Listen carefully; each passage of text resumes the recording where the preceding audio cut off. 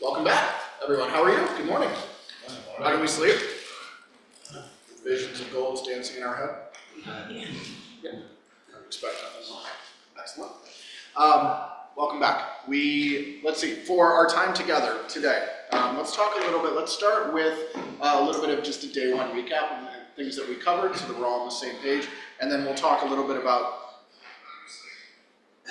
the agenda that we have for the rest of our day together. Before I go into any of that though, questions, comments, concerns, thoughts on day one as you digest it over the evening. Anything that you feel like we didn't put on the table that you would have liked us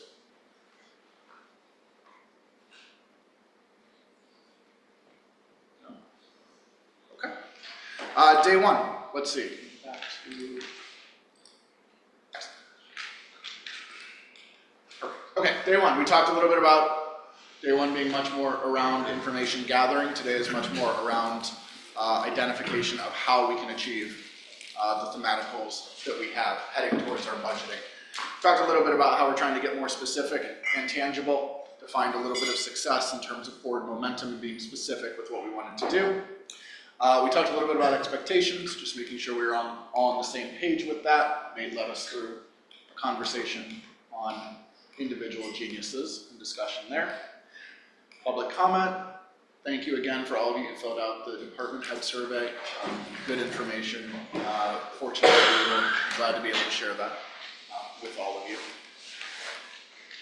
And then obviously had quite a bit of time reviewing progress against goals, so thank you again to all the department heads, thank you to all the staff, all the teams who pulled that together. That was a tremendous amount of work, but it was incredibly informative, so thank you for taking the time to do that. And then thank you also to the commissioners for sharing your perspective on the next couple of years and where you see Oregon City in the short term and as well as the long term future.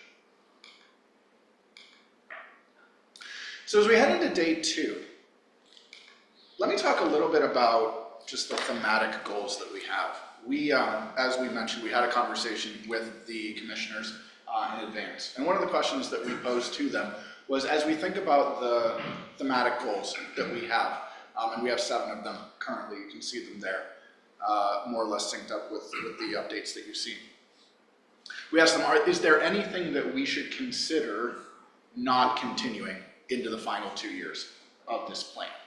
And there was not a lot of feedback on, no, there's nothing we should stop, but I want to put it out there on the table and ask the question, really to the commissioners and ultimately staff for your input as well. Is there anything that we should be changing on these goal themes heading in to the final 2 years? Is there anything that is in more of an operational mode that you want us to be considering as we go into our planning session today? Again, the feedback was, no, we'd like to continue with those 7, but I'd like to make sure that we're all on the same page with that.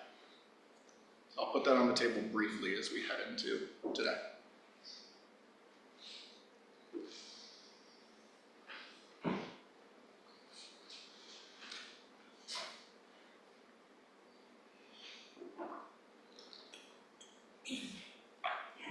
So we're good? Are there any concerns about using DEI still as a terminology? I actually would like to talk about that. I think that we need to talk about how long this remains like an explicitly stated goal versus how we operationalize this into something in a way that we don't put library as one of our goals. It's just an operation of the city that we continually try to improve. I think that when it was first put into place, responding to the times that we were in, that it was important that we explicitly stated that as one of our goals, but I think that we need to talk about what that looks like moving forward, and I would ultimately like us to not rely on consultants for this. Hopefully, again, operationalize the work that we're doing. When we've gone through and trained all of our employees, obviously there needs to be something for new hires, and there's continuing education that goes there, but as it relates to a specific goal, I have questions over what that looks like moving forward.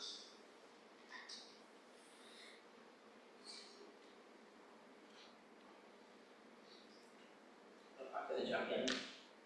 I think that, well, I propose to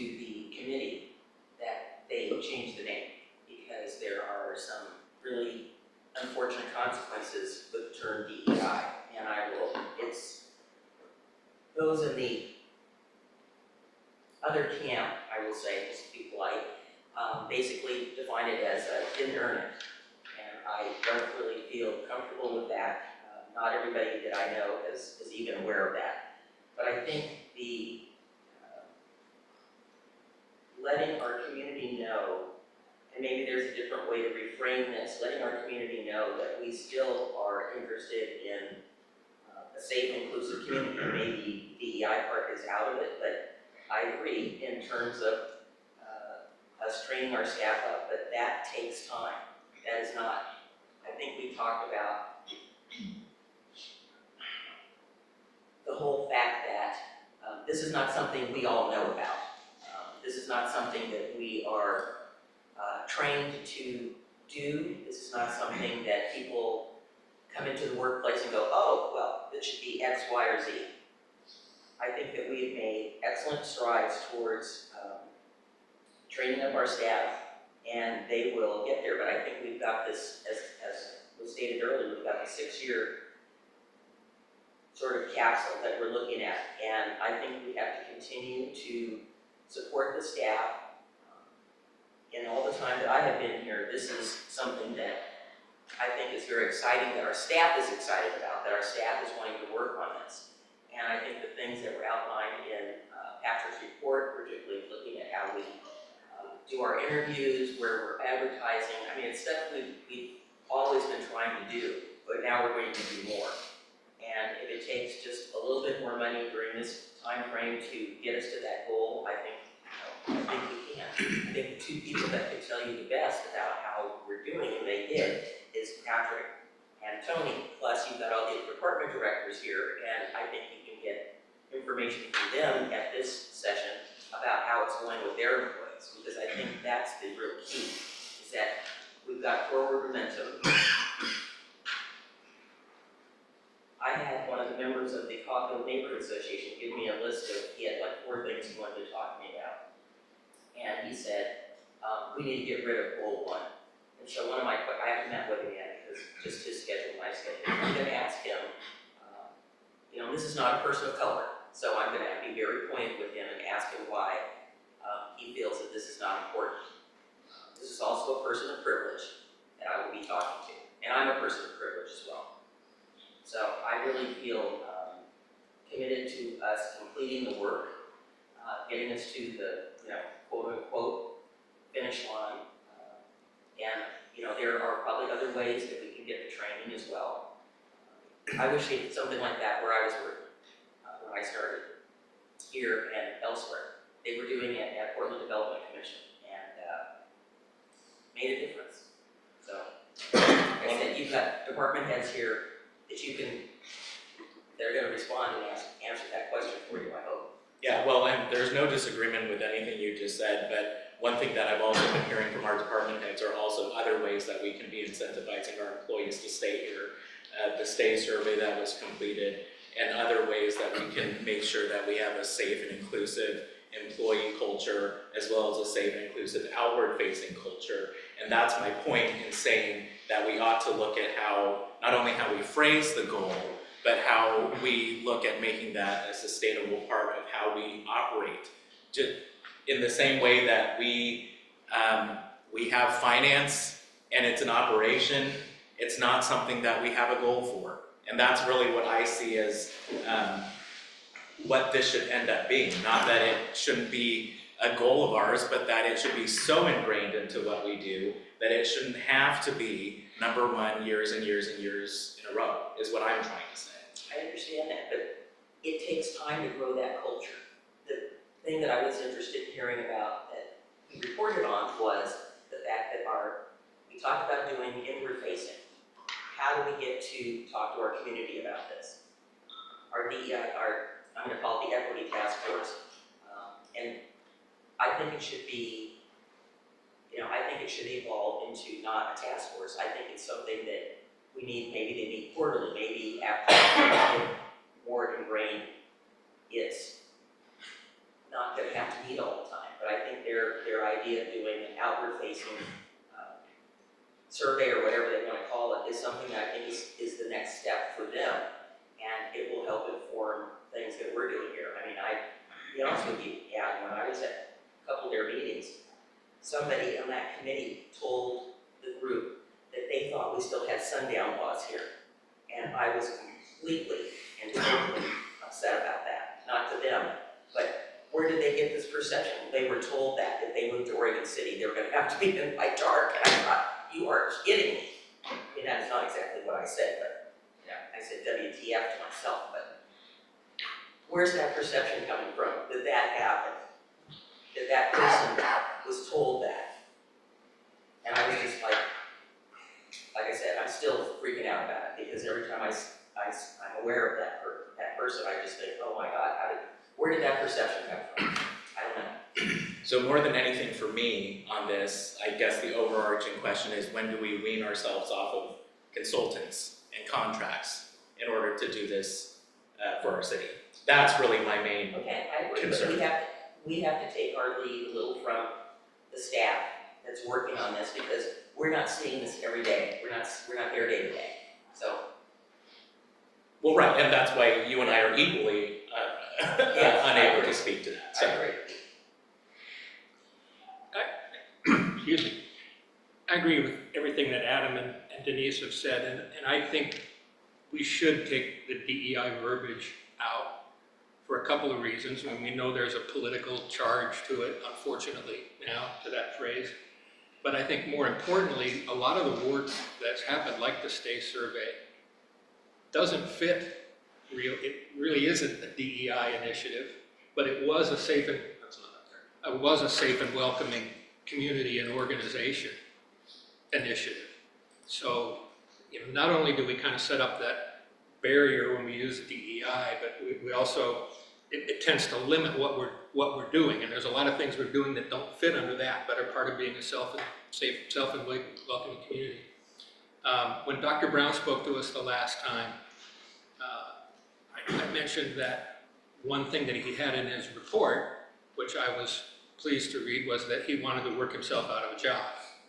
And I don't know exactly when that happens. I think we're headed there, which is great. I'm trying to figure out in my mind, and this may not come across right, but I think about how our staff relates with one another, how our staff relates with our community, and how our community members relate with one another. And the first two are definitely our responsibility. But I start to have a little bit of a problem. Is it our role as a city to, not dictate, that's not the right word, to try to educate or with our community members dealing with one another? Is that, I just kind of struggle with that. So I'll stop there. I think it's the safe and welcoming community work is important, and safe and welcoming staff work is important.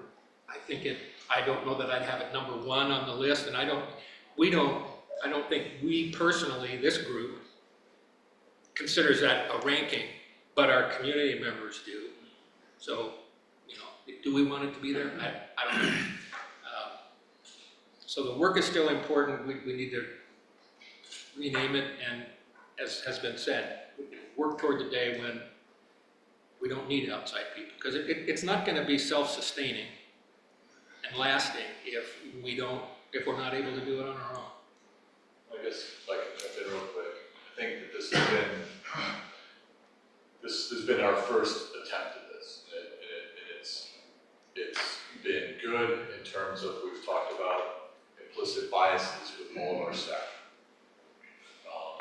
We've then, talked about, through the STAY survey, this has really been, and I talked about this a little bit, I think we do a good job of reaching out to the community, communicating with the community, and delivering projects. I think we've neglected or taken for granted kind of the internal reflection component of this. We do not have a robust training program for our employees. We do not have a standardized, all employees are going to get together for communication and training and updates standardized. We have 2 people in HR for 240 FTE. Right, so, how do we wean ourselves off of a consultant are we willing to invest in a staff person to help with that, right? But we're not quite there yet. And what came out of the STAY survey were these 4 areas that we're gonna focus on as management in leading our staff. And some of them are gonna be easy. Can we set up monthly, quarterly lunch brown bags to come hear a speaker, and all staff are invited to come, right?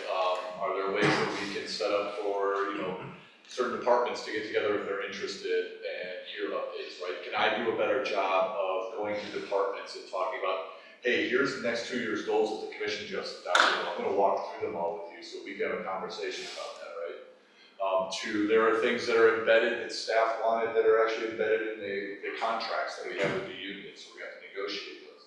And then there's gonna be things that are gonna be budget driven. And so, I don't know exactly what DEI program looks like. I know what it's looking like in Oregon City and the steps that we're taking around building community, around building how we treat one another, how we talk to one another, how we give each other a little bit of grace and don't assume ill intent, right? How we train staff to react when they're attacked by the public. Those are all things that take learning. And so, I don't know that I've got, I think from my standpoint, from how do we operationalize it, I think we're taking those steps. I think it took us going through this process to say, kind of, what's our Oregon City kind of arrow, right? Because I think it's like most things, right? You can't just take this model and slap it down and it's gonna work for everybody, right? So I think we're working through that right now, but, I know that there's, we had employees come up and go, I didn't take part in the state survey because I thought it was a DEI thing. Now I wish I would have because I didn't realize you guys were actually gonna spend all this time and effort responding and coming to talk to us about it, right? So, in 2 years, when we do the state survey, again, my goal is to kind of tag that along with the community survey so that we can start this, and I think that's how that culture grows. So I guess I don't have a good answer for, like exactly when are we. Right, and I don't expect that, but everything that you're saying is exactly why I think we ought to rethink this, because employee retention, brown bag lunches, and union negotiations are not all exclusively DEI. That's just an overarching safe and inclusive workspace. So that's really all that I'm trying to say. I don't wanna put other people on the spot, but I would appreciate hearing, how this has worked in different departments. Again, before I was elected mayor, Tony and I had a lot of conversations about this particular process, and one of the things that he said to me was, we're ready for this, we need to move this forward, how do you feel about it? And I told him that I thought it's where we needed to go as a community. I felt the community was going to be supportive of this to a degree, but we needed to get our house in order first, and that was exactly where he was going with this. And again, it takes time. There are things that we have done here, like I said, that I wish we had done when I was working for the city, and I never felt that the city staff at the time was, not welcoming and all of that, but, we could have done better. But again, that was years ago.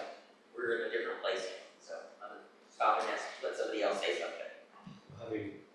Having heard from, as a staff member, having heard everything that's been said here, I'm wondering if, do you think that what you're saying is we need to reword, reshape, refocus that goal?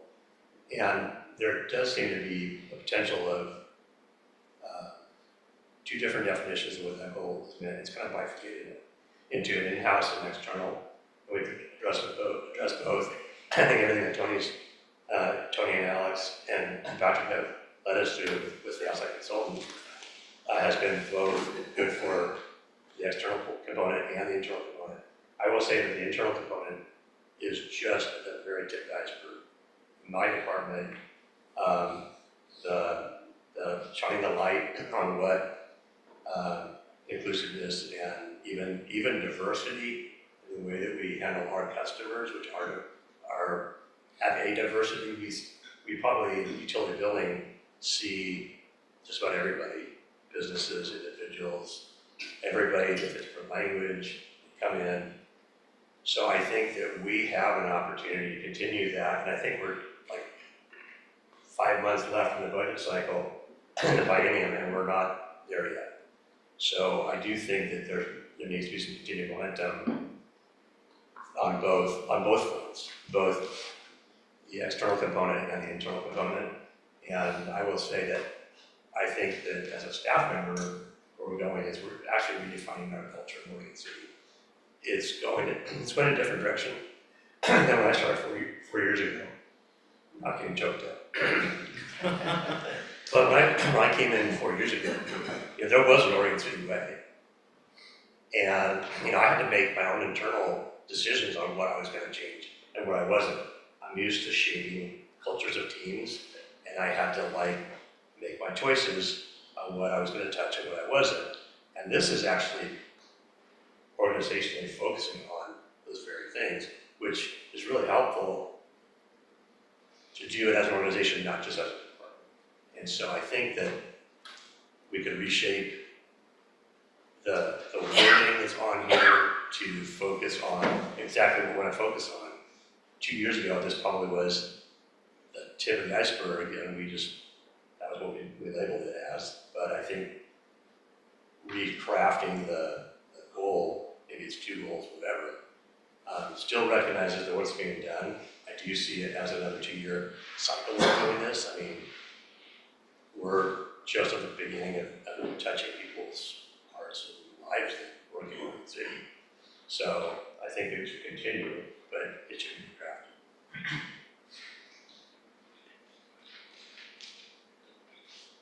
James, go.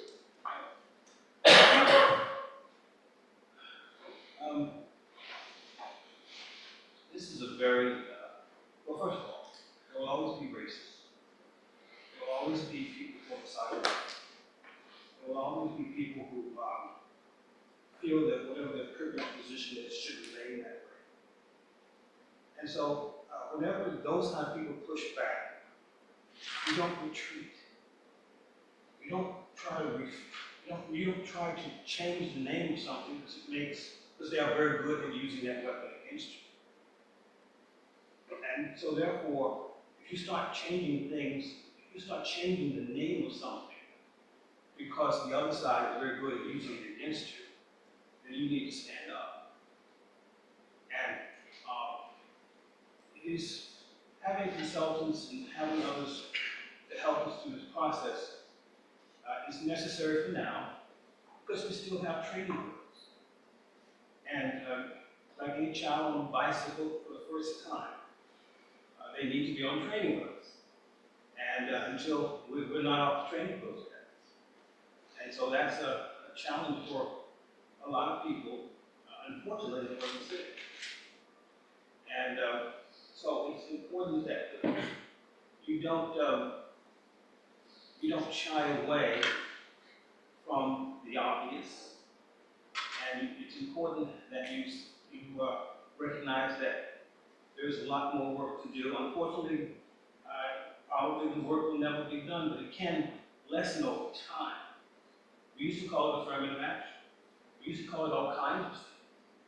But the other side is very good at making you feel uncomfortable. And you're going to have to sort of get over that and grow some spine.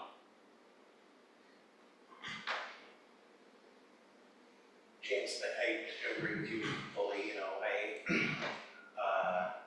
It takes time to what Margaret was saying. I would like to see it operationalized. I would like to see us at some point being off of using consultants. I think this takes time.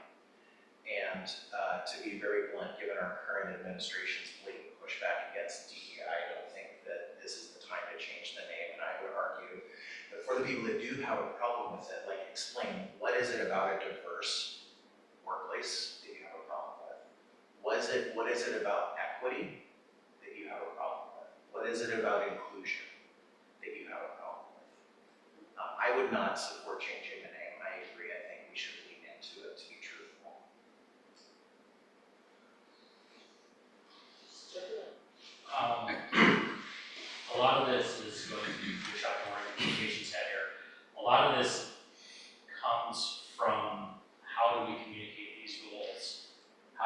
communicate the reasons, the purpose, and for lack of a better term, we're always on the high road.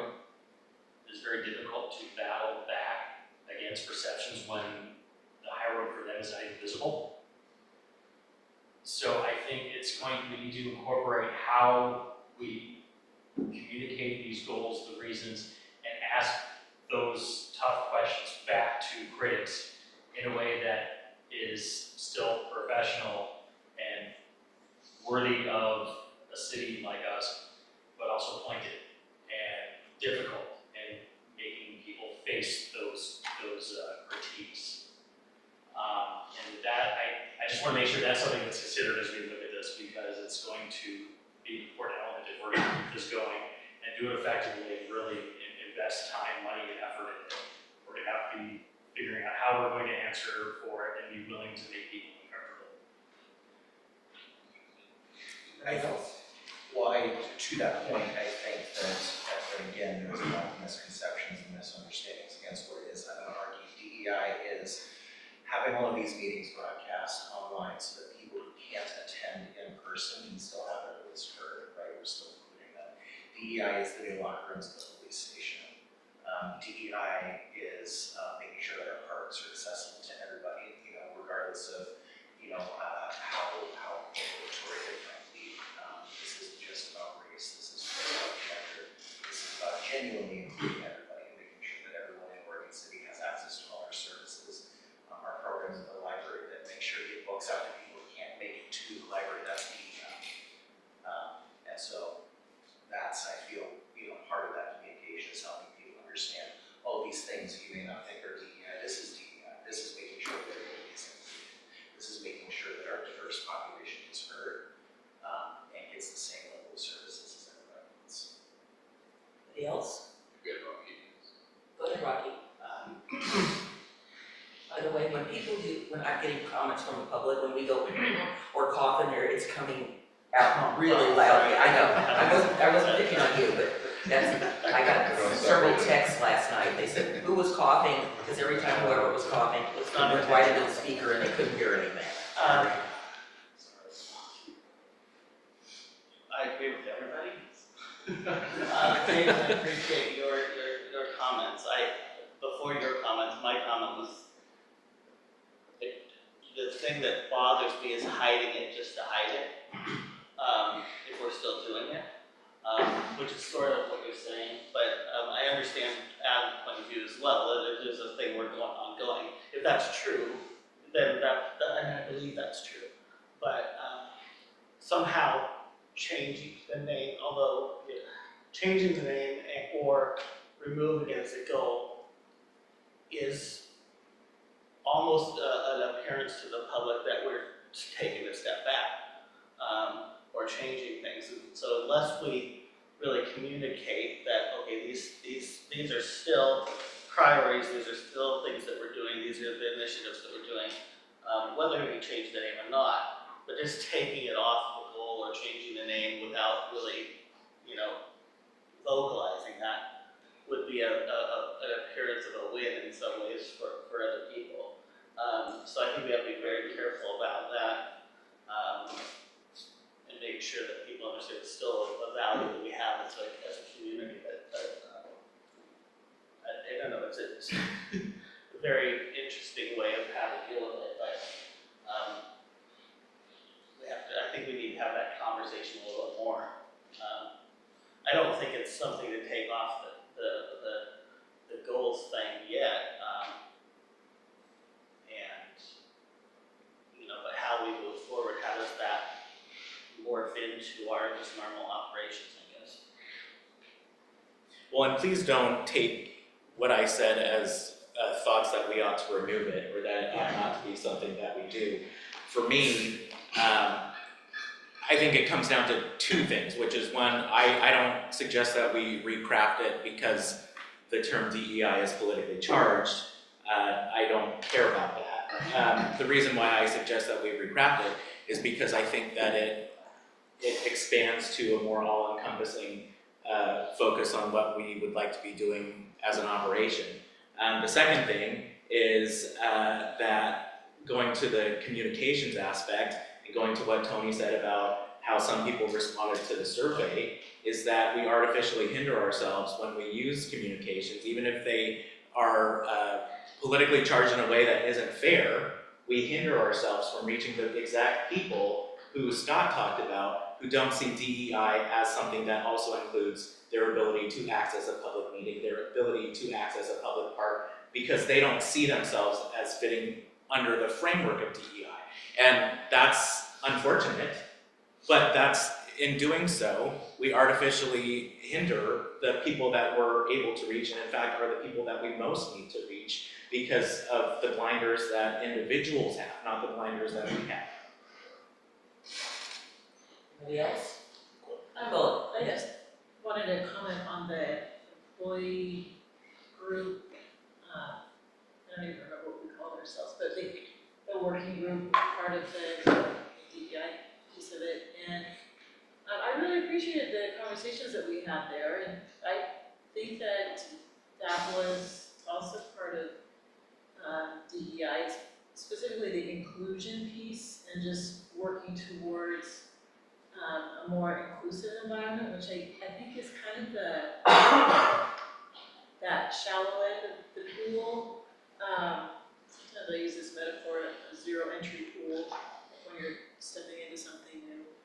And that inclusive piece is like you're just walking into that zero entry part of it. And I feel like the employee group was really helpful in that way. Because we had all kinds of people. We had directors and mid-level managers and union folks, and it's a pretty free space to talk about ideas and how you see things. So that was led by the consultant, by Dr. Brown. So I guess my comment is I'd like to see that keep going, because that's how we change the culture.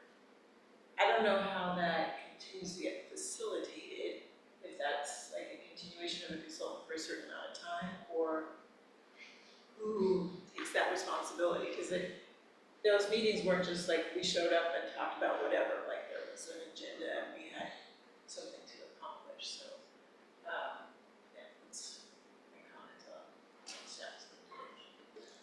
Well, I guess just to connect something I've been thinking about, actually to Adam's kind of point about trying to operationalize, one of the key pieces to this initiative is to challenge ourselves and to kind of something to push us, ask questions, kind of push us away from standard operating procedures, the way we've always done things, or the way we've always thought about things. So I've been trying to think about that and whether that, what is that kind of, is it a person, is it a document, is it a consultant, is it internal, is it a staff member?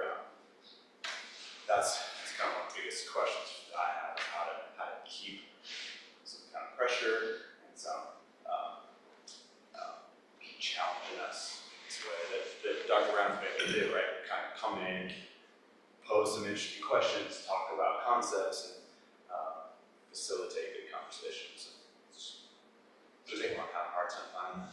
Part of this was, having the conversation of how do we, with Dr. Brown and Alex and Patrick, has been, how do we operationalize this, right? How do we identify through maybe the working group, how do we teach those who are invested and willing to come participate to become more leaders of this, that become the resource for their departments or for that group itself, right? To be able to lead it, right? So I mean, those are things we are talking about, like how do we get there, right?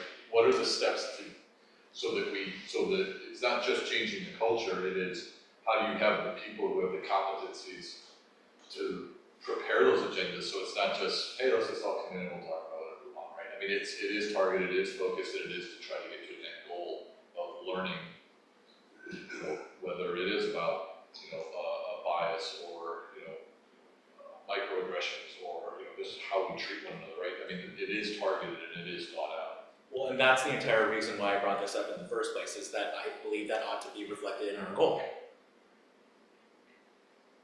And I say all of this as someone who 99.9% of the time is the only person in the room who looks like me.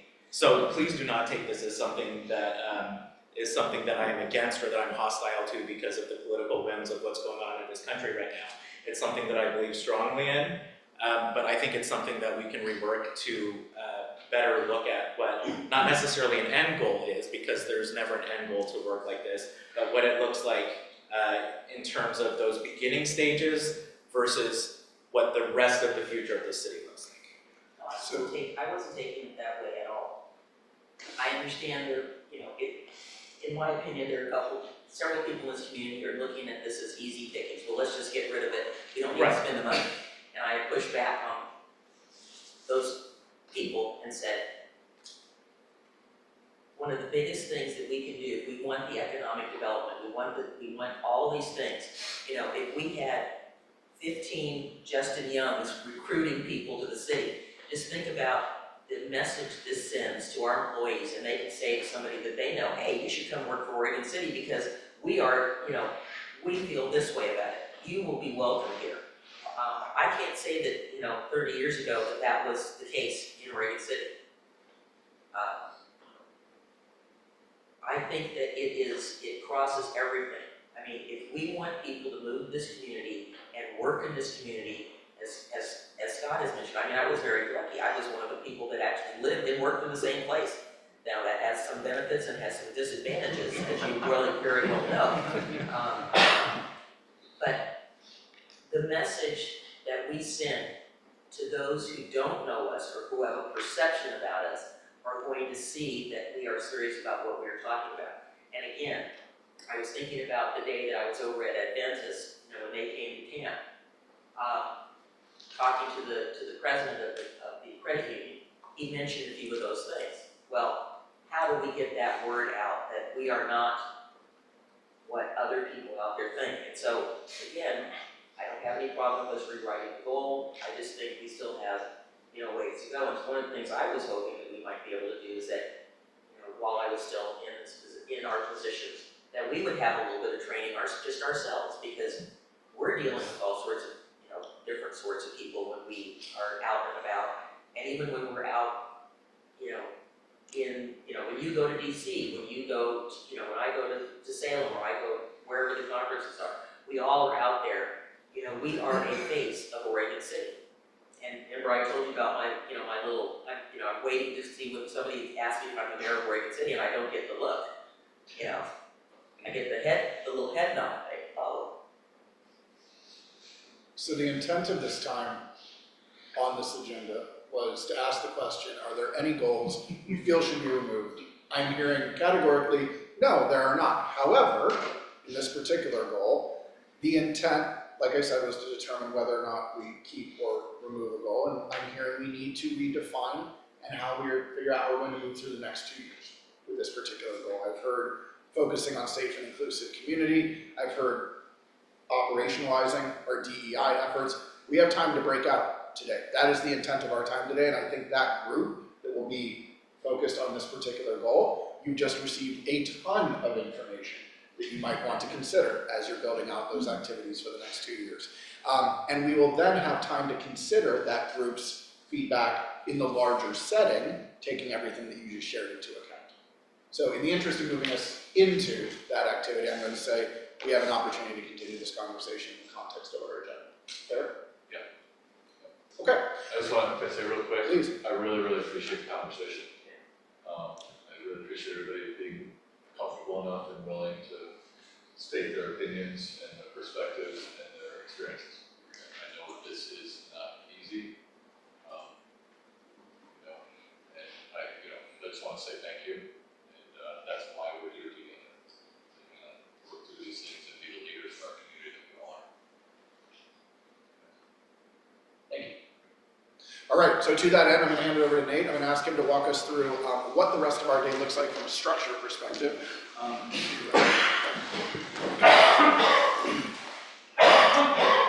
Sorry, Nate, before you jump in. So we kind of got on to number 1. Was everyone okay with, the commissioners okay with the other goals? Yeah. Yes. Okay. Very good. So here we are. We've mentioned that we were going to spend some time in breakout groups discussing the goals that we have and more detailed projects or initiatives underneath those goals. And so this will be a bit of a rinse and repeat type of thing. We'll have 3 different sessions. We'll break the group into 2 groups, and you are all placed into the group to consider one of the goals, to discuss some of the projects that could support that. Not making budget decisions necessarily, but really contemplating what is this goal, are the projects that are underneath this goal ones that we want to finish, are there other ones that we want to start to see this goal through for the next 2 years, do other projects need to be adjusted, and so in those 2 groups you'll have about 40 minutes. In those groups we'll have a couple commissioners and then a note taker. I have these handy dandy worksheets for you to take notes on.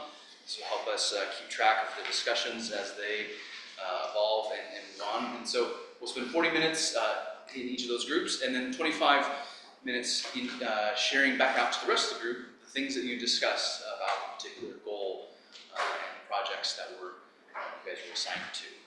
So I'll leave this up here so you can reference it for how the 40 minutes and the 25 minutes should be structured. But define success for the theme or for that high-level goal that you'll be given. Brainstorm some other initiatives to be specific about some projects perhaps. And then ultimately we'd like to ask you to put some thoughts down on paper about how to prioritize some of those initiatives within the goals. So a couple notes I mentioned already. We'll have one person taking notes on here. That can be anybody in the group. We would like to have one of the commissioners be the person to read out from the group in the 25 minutes and come back together to share. And then Steve and I will be floating between the different groups to help out if there are any questions, or if you get stuck or need some ideas, we'll be happy to help with that. Specificity matters. Please be specific in what you mean. This is direction to staff and to the team on how we can move these goals forward. So you have the opportunity to define success with specificity. You have an opportunity to talk about specific actions that you think the city should undertake in the next 2 years to progress this goal forward. And then you have an opportunity to say, is this an A, B, or C priority in our mind? You are giving guidance to the broader team on how they can move this forward from your perspective. And of course, in some cases, you've gotten a lot of input on that, but we also gave you a lot of input yesterday on priorities as well. So please take all of that into account. So I'm glad you mentioned priorities, because it's not really clear in my mind how commissioners' priorities that they brought up yesterday funnel into this exercise that we're doing now, if the goals are staying the same. So just curious. So we have commissioners within each of the breakout groups to represent perspectives on that, and we have an opportunity to come back together so that all of us can weigh in, so that each of the commissioners who weren't a part of that can also weigh in and bring their perspective to bear, and of course, staff to bring theirs as well. Are both groups discussing the same? No. Okay. So we'll be, because we've got 7 different goals and time to break out, we've got 2 different groups going on separate goals at a time, which is why we're bringing everybody back together so that you're not missing out on the opportunity to participate in that particular goal. From a time perspective, that's how we need to manage it. So here's how we've broken out the assignments of who's in which groups. So the first goal will consider homelessness. We're using that as a shorthand, and then also the infrastructure services. So if you have your goal sheet that you used yesterday, that might be helpful to refer back to. Probably have one group gather in the tables in the back. You can pull those together, and then maybe another group over here with those extra chairs. The room is yours, however you want to use it, Yes, but that's true. we've taken the time to break you out in what we felt was an opportunity to have that conversation. Again, homelessness and infrastructure being our first 2. We'll have 2 more after that. Our third session will actually be a 3-time tripartite breakout for the remaining 3 goals. So, questions on this process? I'm hoping it feels familiar to those of you that were here a couple of years ago, but please, questions or comments if you have. You didn't really try to answer the question at full again. How do we make sure the commissioners' perspectives are represented?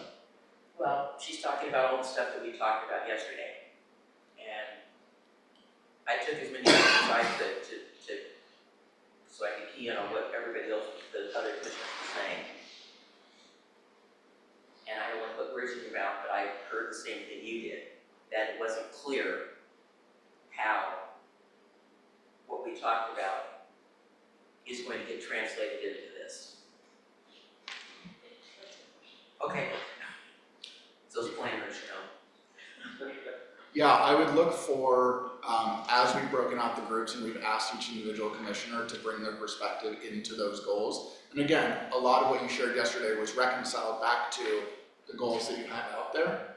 And so as you bring your perspective into those conversations, please, we're looking for you to represent that and to represent each other as well. But then when you're coming back, we have that time, that 25, 30 minutes for each one of the goals. We're looking for you as commissioners to bring in your perspective to those particular goals. And saying, for example, when I said yesterday that economic development was incredibly important to me and I believe we should be doing X, Y, and Z, when we talk about that particular goal, we would look for your perspective to make sure that that's being represented.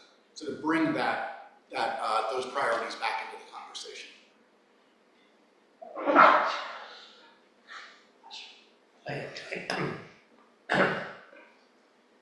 Tony asked a question, is the commission did with the rest of the 6 goals. The question I wasn't asked was, is there or do some of these things that were discussed yesterday become a new goal? I'm not a big fan of 9 goals or 8 goals, but that question hasn't been asked, and I'm just wondering if some of the things that were discussed that maybe don't fit today's goals, or is there an opportunity for that? I'm just balancing out the conversation that we talked about. No, we're not going to necessarily eliminate goals and find the rest of the goals, but. Yeah, it's one of the questions, candidly, that we asked to the commissioners in a one-on-one setting. Specifically, is there anything new that's risen to the top that you feel the group should respond to in time? Commissioners, keep me honest. We did not hear that there were additional that you wanted to raise. I certainly, please veto that and say if you feel otherwise, given the conversation. But we asked that specifically in advance of this in order to prepare the agenda. I think that's helpful to hear for the group and Thank you. the public. I think yesterday when we were all talking, we heard the commissioners kind of talk about what their aspirations, their dreams, their goals were, right? I mean, we kind of heard, assuming we were all listening and paying attention, right?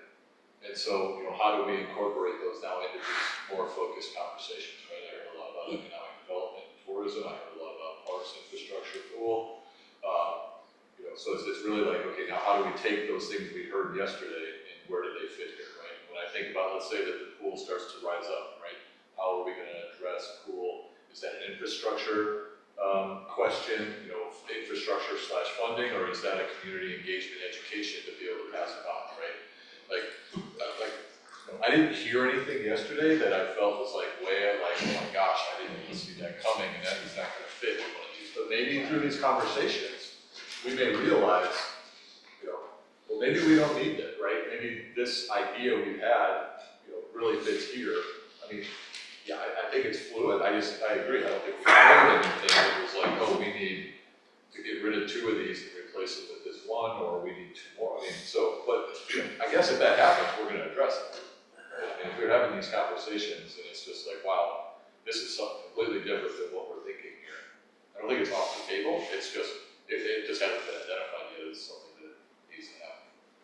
And certainly adjustments and modifications see the conversation we just had, right? About what's currently title goal number 1 for inclusive community and DEI. So again, the opportunity to have that conversation in the larger group. And to Bo's question, I don't think any of us said all the things we wanted to say, and I tried to keep to 10 minutes, and there's things I thought, well, why did I say that, or why didn't I say that? So, I definitely would ask any staff person or anyone in these groups to ask us specifically about specific things if you didn't get a piece of something, or, because I know I left out a lot, but, I think that most of us hopefully will be able to just answer that question or somehow connect what we're talking about to one of these things. And as we'll go through the first one and we'll start to see how this feels, but remember, we're asking a commissioner come back from each of these groups and say, okay, these are the initiatives that we talked about. this is how we'd like to move that goal forward for all of you to consider. There will be commissioners and staff that were not in that conversation. We want you to bring your perspective to that part of the conversation. So that's how we're trying to be inclusive for everybody while still efficiently moving through the goals that we have. Fair. Other questions, comments? Thank you, Matt. Good clarifying question. Thank you. Okay. Okay, off we go. Let's put up the group again. We'll hand out worksheets as you get into your groups as well. Who's going where? There you go. Yeah, but I mean, Why don't we put the goal related to homelessness at the tables to the back and to the right, and that related to infrastructure, the tables back and to the left, please.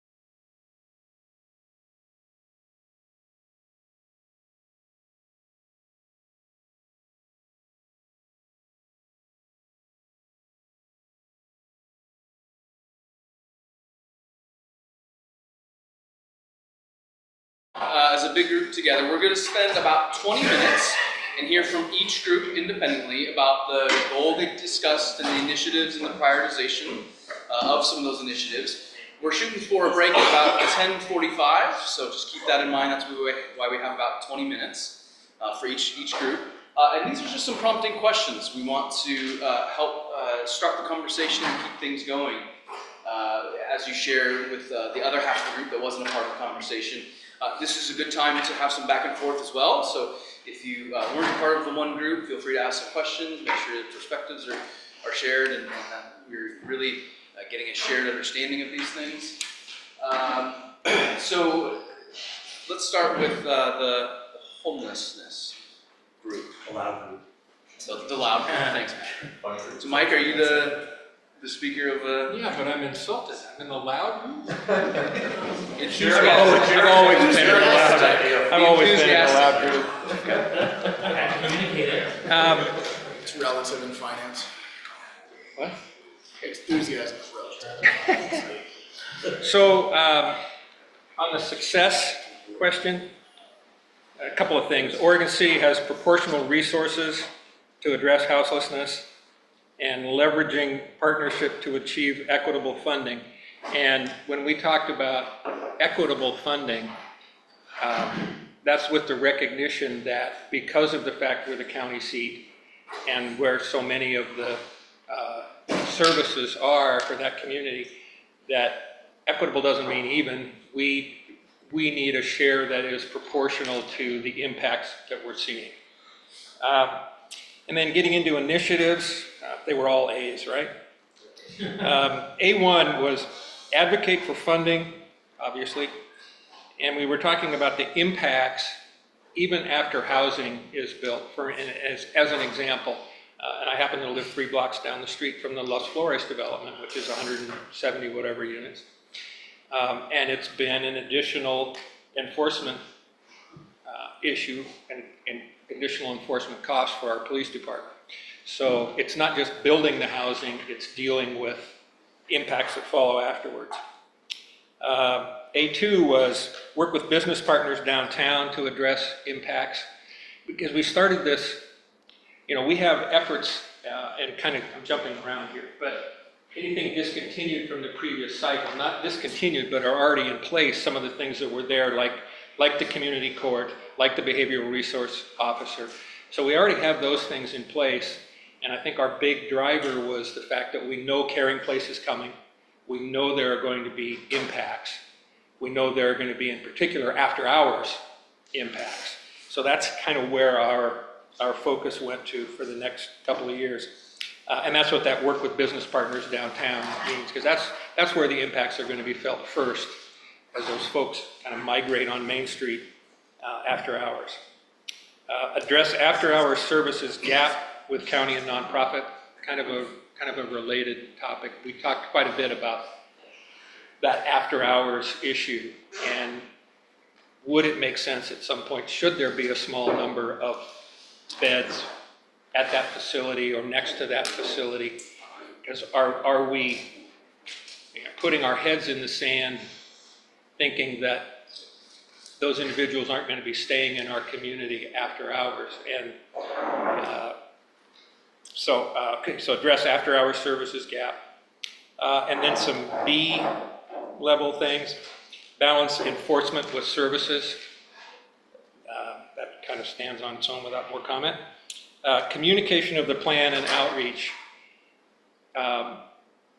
People will fill the void with misinformation if there's not information out there about what's really happening, about what we're doing, about what the city's role is going to be, and the steps that we're going to take. So we want to make sure that we're communicating to our community these steps that we're taking. Continue regional leadership with novel ideas, like the behavioral health officer, we were first on that, like the homeless resource officer. And so continue to push the envelope, try to be a leader on these innovative solutions. And then C, as an action step, is embed community court at the Caring Place facility. Did I forget anything? Group members? Any questions? Yeah, commissioners that weren't a part of the group, what's your feedback or questions? Go ahead. So where, the point I brought up yesterday about partnerships and the fact that this is not our cross to bear alone. We've been trying, I know Tony's been trying to get attention on this from our other jurisdictional neighbors. And I think you recall when I was in Westland and they were talking about creating a campsite and they said, oh, well, we're just gonna send everybody to Oregon City, you know? And I said, no, but is that in part of this? Yeah, I think when we talked about advocating for our proportional share of funding to handle those impacts. And we get our neighbors to do their proportional I think share. we talked of the about, impacts. once we build that partnership with the, say, the Homeless Solutions Coalition, right? And we voiced our concerns with, you know, the county, and they did that city-led initiatives and they're spreading out the stuff, but that solution, that coalition could go build anything, anywhere, right? If they meet the requirements. And so kind of like working with them, working with our community partners and the county to figure out where can we also have services for those individuals so they don't all have to come to Oregon City. I think we were also thinking about, like, when we were talking about the homeless liaison officer or the behavioral health specialist or embedding security into the library or bringing in case managers or the community court at the municipal court level. It's like, okay, you know, one, we need to get them to accept that these services are in Oregon City. So how do we advocate for a proportional number of resources and funding to the fact that we're the county seat, we're not Westland, we're not Lake Oswego, right? It's not everybody gets their same share, right? So we need to be more aggressive about that, but at the same time, you know, these other jurisdictions have now embedded a homeless liaison officer. They have created a behavioral health officer that's now embedded in their police force, right? So it's like, how can we work with the Caring Place and Homeless Solutions Coalition of Clackamas County to prove the model, and then we now have a commissioner on the board. They can go into any jurisdiction and pull a building permit and build another Caring Place. So, you know, it's kind of that soft power of proving the model, and then how do we advocate for it to the other places? My one concern about the two homeless solutions meetings that I have attended is that it tends to be providers finding stuff that they can do to get more money for themselves. I mean, I don't mean to be mean about it, but when we tried to suggest that they have outside people, they pretty much kicked off all the people that weren't involved in providing services. There were some citizen members on it who were trying to bring a perspective of saying, hey, this is what's really happening out there. And, you know, we haven't had a shelter advisory committee meeting this year, but I plan to call one because we sort of left off in September, but we need to regroup and say, okay, how are things going? We're getting more complaints in the neighborhood where Father's Heart is, and stuff as far away as up on 13th Street. Everybody's blaming, you know, that facility for, you know, somebody's here doing whatever. Oh, well, they must be from there. And that's a perception, that's not anything we can totally control that narrative. But it's still, you know, the community feels, the immediate community around Father's Heart feels like they are being overly subscribed to everything. And again, that's only gonna move down, you know, downtown. But I said you can't prevent people from wandering around where they wanna wander around. I mean, they just are. I mean, we now have a commissioner on the board. And that's what I was gonna say, I think a big piece of that is the city has a seat at the table now, Yeah. right? But do the other cities have seats at the table as well? Not yet, my understanding is we're the first. Milwaukee has one. Milwaukee has And one. that was the reason why I had asked that. Yeah, we okay. incentivize them. Because they're getting that 23-hour. Yeah, we're getting that Yeah, it's pretty cute. Some sort of crisis mental health. Denise, so is there an initiative that you want to add related to getting our other communities to step up? How would you word that? I think adding, you know, continue to work towards partnerships on, I don't know how you say spread the wealth, but it's important that the other jurisdictions understand that they're part of the solution. And however you want to word that, it needs to be continuous and ongoing. We need to keep reminding them again. just because we're the county seat doesn't mean that we are the solution to all problems. Is there a differentiation between a staff and a political? Like some of, like that conversation, like obviously. It's gotta be on both levels. It does, I mean, it's really a political thing, right? I mean, getting, ex jurisdiction to engage. Yeah. Right, I mean, we all saw what happened when they tried to do the turnkey up by Happy Valley. Right, I mean, so that's a purely political decision. Yeah, but I've been bringing it into the SHS conversation, about the allocation of resources. And basically, hammering away at that point. And I think we all have to do that when we meet with our fellow electeds, particularly if this topic comes up, where we're better together on a variety of issues. We again, transportation, we take the brunt of it because we're the county seat. We have facilities that we don't control that are impacting negatively to our community. We don't control that entire narrative, but we can continue to talk and work towards, again, that's what the lobbyists might come in, on, hey, this is all of our problem, this is not just Oregon City's problem. So it crosses a variety of things, but I think it's gotta be on both levels. It's gotta be on staff level, it's gotta be on the elected side.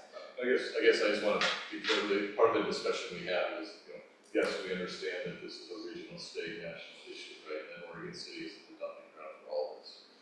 But at the same time, there is, I think, a desire to at least begin to lean in a little bit more with the nonprofits and the county when we go after the funding that's available to improve our personal situation for our community. So I mean, those might sound like opposite discussions. It's like, well, we don't want everything here, but we're gonna go advocate here as much as we can to address what's here. Right, I just wanna be clear, like that was part of our discussion, kind of leaning in a little bit more,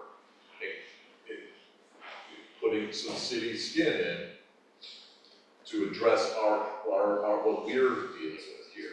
Not wanting to be the cure for Clackamas County, but the cure for Oregon City. And I agree with everything you said, and kind of touching on what Mike was saying earlier, is this proportionality. Like, yes, other cities, other jurisdictions also need to be part of the solution, but we're kidding ourselves if we're believing anything other than like we're going to have a larger proportionality because of all the services that are here. Like, we just, I think, need to accept that. With the courthouse here, with the jail here, with the hospital here, with all these services here, we're going to have a larger proportionality of the responsibility. It's not a bad thing, but we need to be fighting for that. We need more funding than Westland. We need more funding than Happy Valley. We need more funding than Gladstone because we are dealing with the problem more than they are. And that's okay. Doesn't mean that they're off the hook though. Yeah, that's the point. You're not off the hook. Yeah. Any discussion with the business community and the home? There was one thing, from downtown to address the outdoor business. Also, that's a big concern. I know that they have this, what happens when it closes. And I think we do need to really put the business community downtown, because we want downtown to continue to be, Talk a little louder. sorry, we want downtown to still be, a great economically viable place with great businesses that people feel safe in. It's clean, that's, businesses feel good about, and I think we need to address this after hours, what happens at night, what happens on the weekend. Because as Sean said, you go downtown at 3 a.m. And you see lots of stuff, right? And I think that we need to be addressing that, so including businesses downtown, hey, what's going on, what do you need, how can we help support you in this, is a really important aspect of it. Yeah, so I totally support the idea of trying to assert our position with the county and with other funding sources. But I also want to make sure that we don't do so at the expense of remembering what it is that we as a city can actually do. I think of a quote from one of my favorite TV shows, which is, don't half-ass two things, whole-ass one thing. And what I don't want us to get stuck in is chasing after all these funds and then trying to be, like the mayor says, trying to be everything to everyone. We have to focus on what it is that we can do as a city that mainly focuses on facilities and public safety, and how we can add to that continuum and be a part of that continuum in the context of what the current nonprofits already offer, versus trying to become the nonprofits ourselves and providing all of those services as a city. So what is your favorite TV show? Yeah. That is Parks and Rec. Awesome. Obviously, I don't watch that, or didn't watch it, so I don't anymore, but I did watch it. And to Commissioner Marl's point, we did talk about that, is leveraging that money for especially that after hours, right? So whether it's, you know, more security, whatever, or if it's more outreach at night, right? What does that look like, and leveraging that money to be specific to make sure downtown and our community is safe. And I think we just gotta be clear, like, this is the whole, kind of appreciate the county, like, in the county seat, right? We do have different impacts, right, of whatever, right, no matter how much, no matter, if we had another behavioral health specialist that's working the midnight shift, or, there's nowhere to take you, right? That is the crux of Clackamas County, right? And so, we don't wanna be the 500-bed shelter for Clackamas County, right? But it is the thing we need to kind of have this discussion about, because we can send folks out, nowhere to go, right? And so how do we push that? Like, county, you should be providing this facility, right? Do we lean in and have the discussion with the caring place? Like, is there a minimal number of beds that relieves the stress on our police at 3 a.m.? Where now it's like, we have a bed. You've got two choices now, instead of, here's your, you know, is everything okay? Yeah, you know, now we actually have choices, right? I mean, so, but we gotta be okay to have that conversation, right? Because everybody's gonna say, we don't want shelter beds, we don't want people on the street. Why do you get people off the street, put them in a shelter? Right. Right, I mean, it's this vicious circle that goes round and round. But I think it's that leaning in and being willing to have that discussion is embedded in this idea of, you know, how do we engage and think about the 4 p.m. to 8 a.m. Yeah, it's there. We heard that at the business association outreach that we had at City Hall. They want downtown to be more vibrant in the after hours. Well, if nobody's staying open after hours, what's the point of coming down there? So when we've had events that go into the evening, that place is packed. I mean, the Halloween pub crawl, I mean, the wine walks and all of that, I mean, there's people all over the place. But then after a certain point in time, is that when I left here last night, across from Father's Heart, there was a person sleeping on the sidewalk in front of the janitorial business when I went home last night. You know, I called it in for a well check. It didn't get freezing last night, but it was cold. So we have to continue to advocate for the services to help people in those communities where they are, as opposed to coming here. And when I asked, I was at the commissioners meeting, as you know, I asked Bonnie Brown, I said, you're talking about these warming shelters, are you gonna be opening them? So, 2026, I said, that's not good enough. We need the warming shelter now. The weather is now. 2026 isn't gonna help us. I mean, it'll help us in 2026, and I just said to him, I said, do you not understand that the need is now? And the county continues to push this rock down the road. You know, you mentioned Project Turnkey. I mean, we still need that facility in that location, and maybe with the administration changing, we can go back and revisit that. So, anyway, thank you. Thank you for sharing. Yeah, appreciate it, Mike. You sharing for the group and the discussion back and forth. That was great. We'll shift now to the infrastructure group, and I believe Adam, you're up for that one to share as well. Yeah, so first, I'm gonna editorialize a little bit. I think that this ought to be, even though our goals are not ranked, I think that, like Mike said, to the public, they are, based off of the numbers we put next to them. And I think that this ought to be goal number one, because when I look at the other goals, homelessness and housing, there's no way we address that without sufficient infrastructure. When it comes to tourism and economic development, if we have subpar roads and we don't have internet access, then we aren't an attractive place for businesses to come. Our residents can't even think about community engagement and diversity, equity, and inclusion if we don't have the infrastructure for them to not have to worry about whether their toilet will flush or whether their sink will turn on. So that's just my pitch for the importance of this. This is at the core of what we offer and why it ought to be number one for what we do.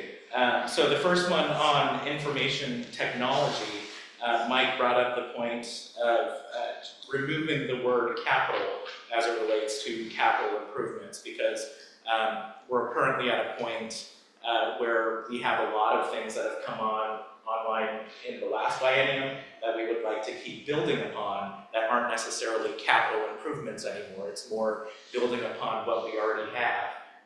Of course, there are those capital needs that are always going to exist in all of these projects that Mike is going to be working on in the coming biennia, but not restricting ourselves with the word capital so that we can still focus on the more inward-facing internal operations that need to be able to occur. Would you say that's a fair summary? Okay. And then tying into the information technology is the issue of broadband. One thing for me is that throughout all these years that we've talked about a broadband feasibility study, my concern has been, how long is it going to take for us to do this study and then get to the point where we have public-private partnerships and get stuff in the ground when all of a sudden the next new technology comes and we have to start again. And so when we're looking at the specific initiatives for broadband, we talked about changing the word to technology or connectivity, rather than, again, limiting ourselves to the word broadband when already we have the increased usage of satellite technology and all of the other things that we can't even think of right now that are likely going to be coming online as we're in the middle of the biennium. So we need to save that room for us to be flexible and agile when those new technologies come about, while still recognizing that there is a baseline of broadband that absolutely needs to be there, again, in order to incentivize business development and all of that. We talked, so 2.5 is the sidewalk assistance program, and we talked about what that looks like moving forward. This program, which I think is a great program, was instigated because of one neighborhood that had a lot of severe issues with this. And hopefully a lot of those residents have taken advantage of the program. There are still plenty of residents who need to hear about this, but at the same time our staff has done an incredible job going out to neighborhood associations and advertising this. So our discussion centered around when we start to scale that back, looking at the reality that a lot of the people who have been advocating for this have had their situation taken care of, and recognizing on the one hand that there are still instances where this needs to be addressed, but on the other hand, where can we be reallocating some resources to other transportation needs that we have, namely because at the state level, as you've heard me say time and time again, everyone's going crazy about how screwed we are with transportation funding, and every single cent is going to matter. So if we do have the flexibility to reallocate a portion of those funds that are currently dedicated toward the sidewalk replacement program, that can help us hopefully meet other capital needs that we have in our transportation system. So the big one that we talked about though, with limited time, was the parks question. So for us, it's been recognizing that these last few biennia have been getting the plans in place, getting those studies done. Now what do we do from here? And not prescribing in a goal what it is that we're going to do as a revenue raising source, but figuring out what that revenue raising source could be, and then going out to the community and communicating to them what our vision is, so that if it is something like a bond and they're voting on it, that they have a clear idea exactly what they will be voting on. So it's a little bit of that community engagement and communications, but it's also trying to make sure that we do so with everything very clear in our minds as to what we want to do, where we want to put stuff, so that people know exactly what it is that they're voting on. So the same goes for the end of the Oregon Trail and the capital improvements that need to occur there, and the deferred maintenance on our existing parks. I think that's an ongoing conversation as to how we prioritize the three of those. But it's something that we need to do prior to doing any sort of revenue raising and going on to the topic. So that is what I have for now, unless someone wants to add from our group. I think the thing that is, not only will they be voting on, but what they will be voting for and what they will be getting is the other part of that. Can you talk a little bit about the prioritization that we discussed? Touch on that just a little bit in our. We didn't really get there. Well, it is. We started getting there. Yeah, we talked about We think they're all equal, I don't know. In the pool pieces. Yeah. I think the rest of them maybe didn't have a ton of like sub pieces Yeah. per se. I think the one thing we talked a little bit about capital improvements is this idea of if you have a lobbyist, they could help advocate at a regional and state level for some of our bigger transportation projects, like and at Redland kind of a topic. Cause that's a big ask at a staff level. We've been trying, it's tough to get traction at a staff level for those regional coordination type of projects. So that is a goal, that lobbyists can help in that way, or at the elected levels. So like the sidewalk program, like does that kind of fall off because it's more operational now and it's really just a funding question? Or is it still called out? We left it in there. Well, we talked about how it would fit into the, because it's like 2.5 or whatever, and how that could easily fit into 2.4, just less explicitly stated, I guess. But the bigger conversation was, do we keep it at current levels, or is the need at the current funding level still in there? I guess I just bring that up because I know in discussions with some of the commissioners, it's been like, well, some of these are ongoing, right? There's no task there, right? It's like. Well, and that's part of the reason why it was difficult to prioritize some of these. That's just always. It's what we do, right? Yes. Like all of a sudden now it's become a program. Yes. And really it's just a funding level of that program at this point, more than are we gonna do it or not, I guess is what I'm hearing maybe. Like, we wanna keep having some money, it's just how much. Yeah, I don't think it's really a goal at this point. It's ongoing, and it's just a budget question. So my question would be just in this, like, in the end, right, it's, well, what does success look like, if that makes sense? Like, if we've met this goal, how do we? Well, we sort of, Program exists, yeah, it's funded. yeah, we sort of did address the immediate need. It came up two bienniums ago. It's now an operational, kind of almost to your goal one conversation, where now it's brought in-house, it's business as usual, and it is, we decided the funding level, we talked about the funding level, it's currently at $200,000 a year.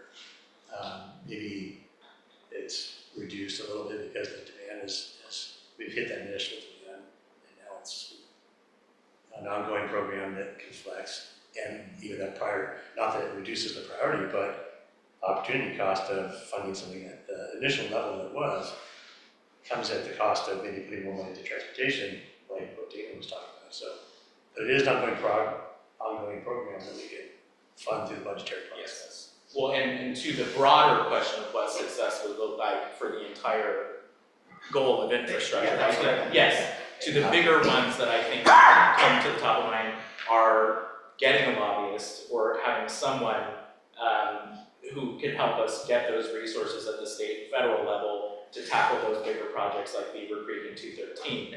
So I think that's one of them. And then with the following ones being that we identify and go through the master planning process for some of these bigger facility needs in the parks arena. And then once we have those final plans, coordinating a way to communicate with our community and do some sort of revenue raising option to finally get those things done. Oh, could I just say something real quick?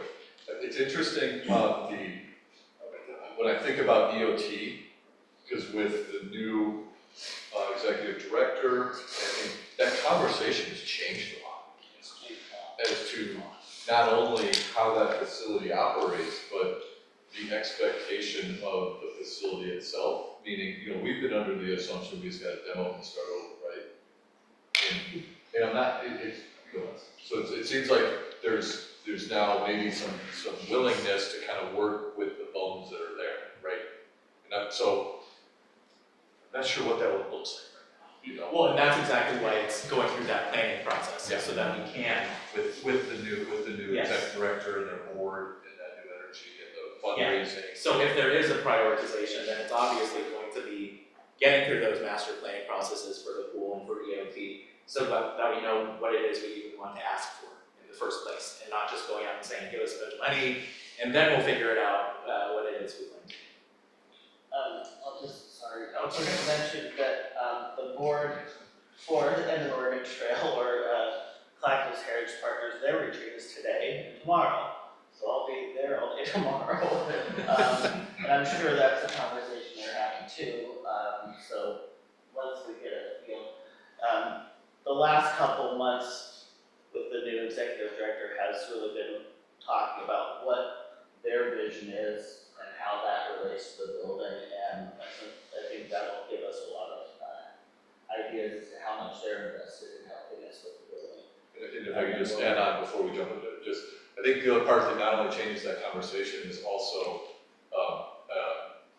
kind of really looking at revenue and philanthropic as one of the legs of the stool for that facility, which is, I think, right, wrong, or indifferent, it's kind of been missing throughout the years, but there's definitely a focus on that, which probably makes it a little bit easier to have some of these funding discussions and leveraging, philanthropic with the city, with grants, with state, I think that the discussion of EOT, I think, has changed dramatically in the last 8-9 quarters.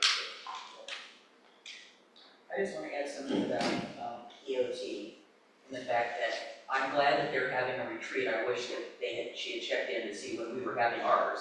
Because when I heard about it, I told her, I said, this was a couple weeks ago. Oh, they knew. Yeah, and I just said, part of my concern is that they're gonna come up with their ideas, but they need to make sure that it's aligned with our community's ideas. And they need to, they run the facility, but they don't own it. Right. And so those two things have to, I'm not saying we have to agree 100%, but there has to be some alignment, there has to be some communication, not only to us as electeds, but the community at large, to make sure that that's aligned and that people understand, because, there's a lot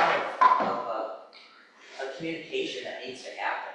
I mean, there's still, oh, that's open, and it blows my mind because I said, have you been living under a rock for the last 10 years? I don't know.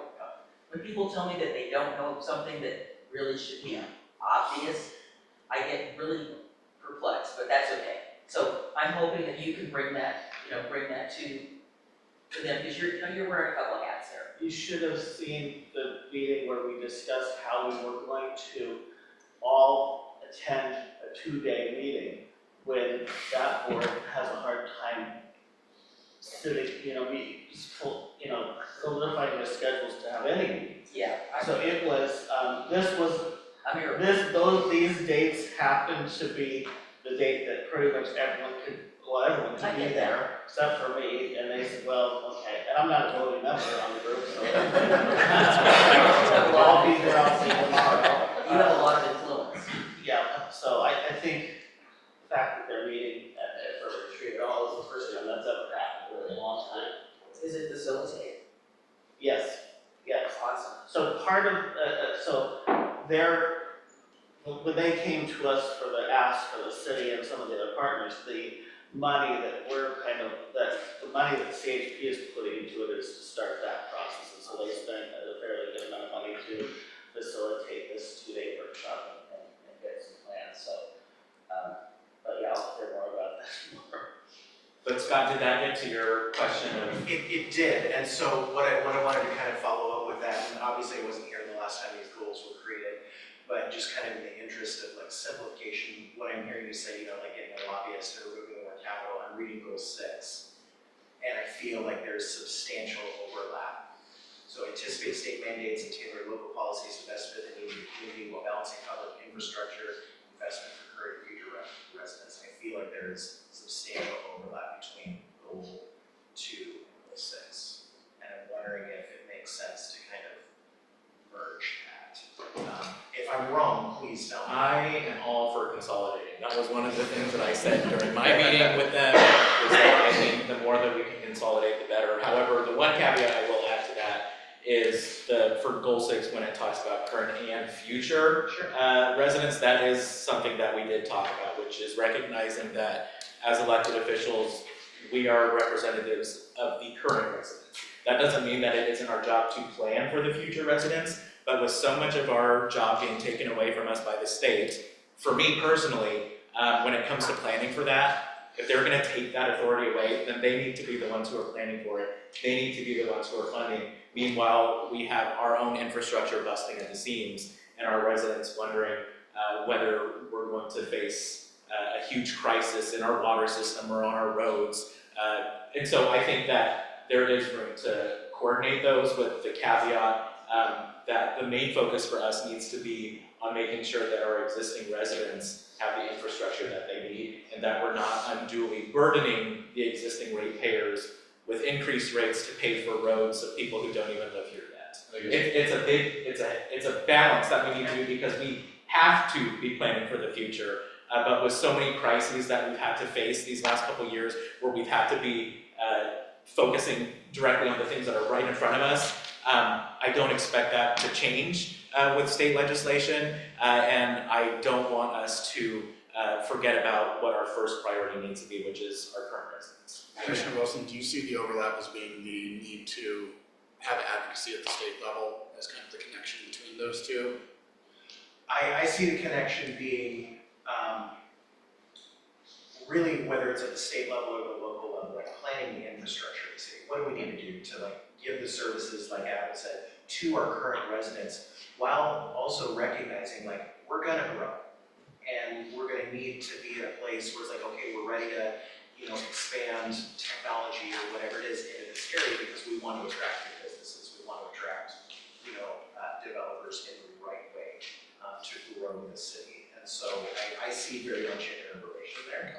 I think the one difference was for goal 2, it was really our infrastructure. Right. Goal 6 was a response to multiple mandates, unfunded mandates with the state that was falling on planning, where we needed consultant help. So whether it was CFEC or middle housing or it was just thing after thing after thing. So it really wasn't. It was more of just acknowledging that we had to set aside funds for the general fund so that we could bring in consultants because we just didn't have the bandwidth to respond to all these mandates that were coming down with set dates when they had to be in place. I think it could go, but that's a discussion. I think that it could be, because I think that we ought to remain, I think we ought to keep that funding in anticipation of further developments at the state level, but I do see what Commissioner Wilson is saying, which is that I think that could be one of the sub-goals of the existing goal 2. So I would be fine with that. I wanted to add one thing. So while I agree with what you're saying about the state paying for it, my concern is the unintended consequences. If they're paying for something, they're gonna tell us what it is we absolutely have to do. And They already are. I know, but I don't want it to be more than that. So if they're gonna give us, if we're gonna go after money, then the requirements in my mind need to be minimal, because we still have to tailor it. Again, that's, again, my big issue is tailoring what we're being asked to do to meet the needs of what we need and what we want. And that is not necessarily what the state wants. And that is Did I get us off track a little bit. So I do not want to let go of that from the standpoint of we are here to be all about Oregon City. And to me, the state mandates take a back seat. What our residents need and what we need in this community, to me, is more important than what they're asking us to do. And if I can figure out, we can figure out a way, and our staff has been great at doing this, figuring out a way to make us comply, but we still get what we need, I'm all for it. I'm not for, well, we're just gonna do it because they said we had to do it. And again, you and I are in agreement with this home rule thing, I'm gonna keep, till I can't breathe anymore, I'm gonna keep hammering that home. And maybe that's what 6 maybe could be rephrased or tailored as this idea of home rule, right? Of Oregon City needs to make decisions for Oregon City, not the state. I think, I like what the initial suggestion of, again, consolidating it down to goal 2, because I think that the goal of maintaining home rule is never really one that you accomplish, and one thing that I'm intent on us not doing is putting in goals that are not things that we can accomplish, that are things that are always going to be things that we're working on. And so if we were to put the whole of the funding for consultants to deal with anticipated state mandates in goal 2 as one of the 2.6 or whatever, I think that would do both what Tony has talked about, which is the good work that has been happening this last biennium, but also what you're talking about, which is the very big overlap between the two. So for those of you that are part of goal 6, you have some things to think about. Tom had some. Yeah, just to touch on parks, and I could talk about parks all day, but I won't. Just really, really excited about the conversation here. I just want you to know that it's one of the things that attracted me to Oregon City originally when I was job hunting. Was it's a community that really wants to improve and make these parks better, and I see that investment, and I hear that from the community every day. I agree, we are moving to that implementation stage. We've done a lot of community outreach and planning, and now it's time to start getting ready to build these things. That's probably what I'm most excited about. That's the part I love the most. One of the things I would ask for in that is, especially when it comes to the deferred maintenance piece, it would be very helpful from a staff perspective to know your priorities. There's a lot of opportunities in our existing parks to improve those infrastructures. That can go back to the DEI conversation we were having earlier, making things more accessible, more inclusive, more equitable for the community. There's some areas that we've identified as opportunities, and we'd love to hear kind of your thoughts on those things moving forward with prioritizing projects. Really want to get into a kind of what Public Works does with kind of a 5-year capital plan, where that's rolling. We can have that discussion with the community can engage. That's an opportunity for commission to be engaged, for PrAC to be engaged. There's a lot of good that can come out of that. That's how we tell our story, especially as we start to look at this is what we do with our existing money. This is what we do with state money. This is what we do with philanthropic. This is what we need more for. Yeah, and when we were talking about how we prioritize all the stuff that we had written on the paper, it then delved into one of our priorities is to prioritize those capital needs for parks. So it's really about coming up with a plan. Yes. Almost like a 5-year CIP plan. We need to have a very clear narrative to show to our residents for what it is we would like to do with their money. All right, And I think, again, one last thing to try to resist we need a recreation center, we need ball fields, we need it. That's gonna come out in this, and I think, one of the things I talked to Kendall about was, trying to look at how we get an all-access playground for children that can't deal with the stuff we already have. And, after I saw a couple of ads and a couple of stories in the paper about different communities getting those, These are great discussions. Mike, bring us home. We need to take a break before we do our next session. Last word. I don't think goal 6 and goal 2 overlap. It doesn't say it on this page, but on this one, goal 6 is housing, goal 2 is infrastructure and city services.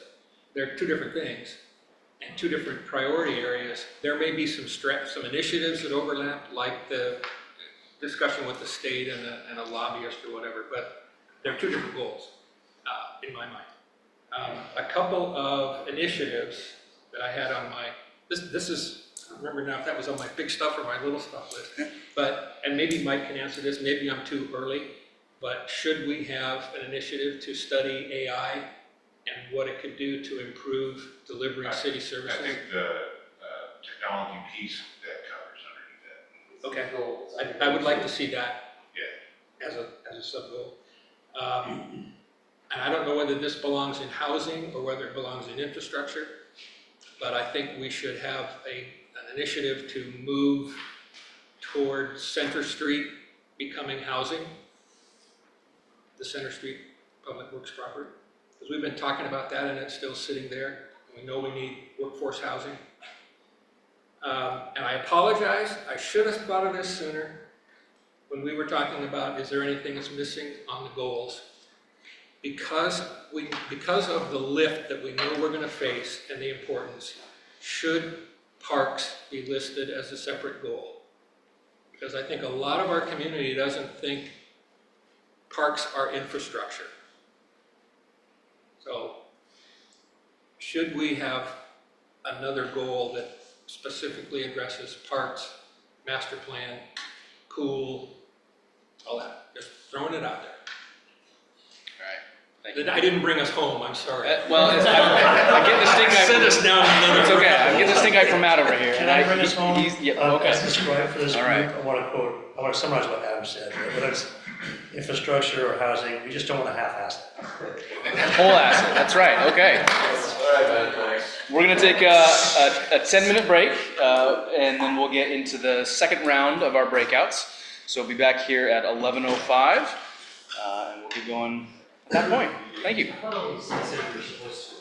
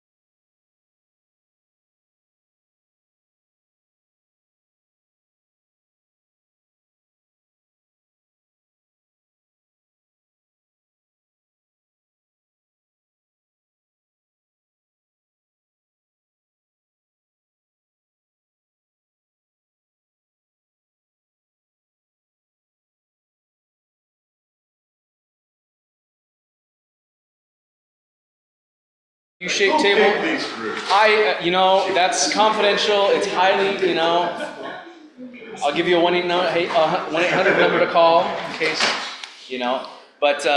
Can I ask a dumb question, when are we breaking for lunch? After this. Okay, all right, that's what I thought. Yep. Everybody So here are the group, community engagement, and then tourism and economic development. So we'll do tourism and economic development on the left, and the community engagement on the right in the back, and these are your groups. I'll bring the handouts again, and same approach. Pick a note taker recorder, one of the commissioners will report out, and we'll spend about 40 minutes working through individually, and then we'll come back and share out.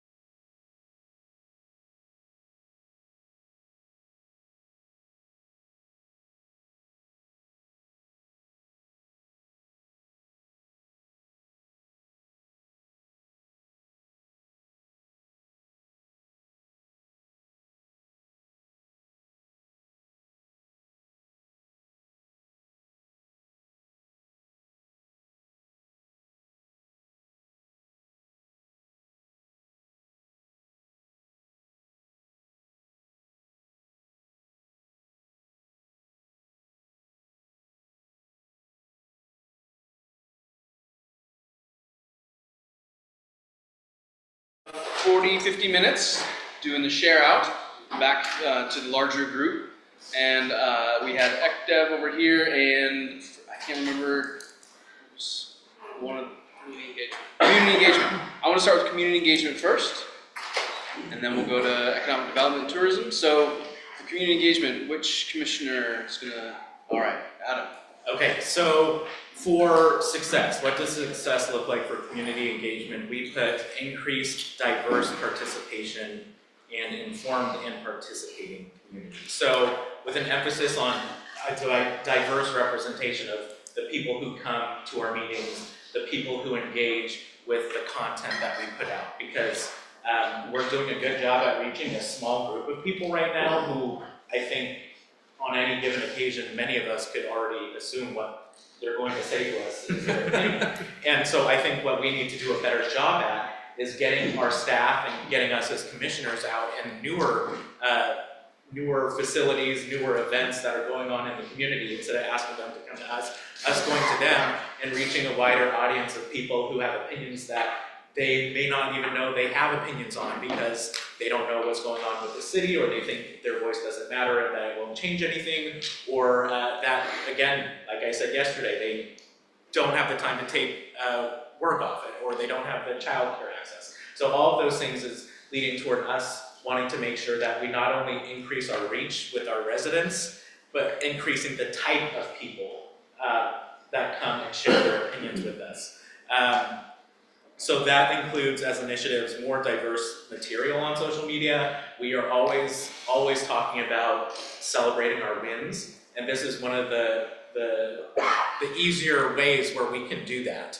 I think Jared talked about having some more help with getting content from departments and making sure that we're constantly highlighting the successes, and also constantly making sure that we're getting out in front of things that people might have questions about to the best ability that we can. Obviously, some things are just going to happen and we have to respond to it reactively, but trying to find ways where we can be proactive in informing our residents about things that are going to happen and that are going to impact their lives. One thing that I really liked that Alex brought up that they did where she was previously was basically having a community open house / forum / town hall type of event where they were able to get a good turnout from residents, and you were able to hear presentations from departments about their initiatives going on, but then also having similar sort of breakout sessions where they could share their opinions on things that are going on within the city, and then maybe having different surveys and having people send it to the board and saying what everyone in the room thinks. I think that could be a really good opportunity for us to maybe reach some people who aren't going to be available on a Wednesday night or a Tuesday night, and trying to get a wider cross-section of residents coming to our events.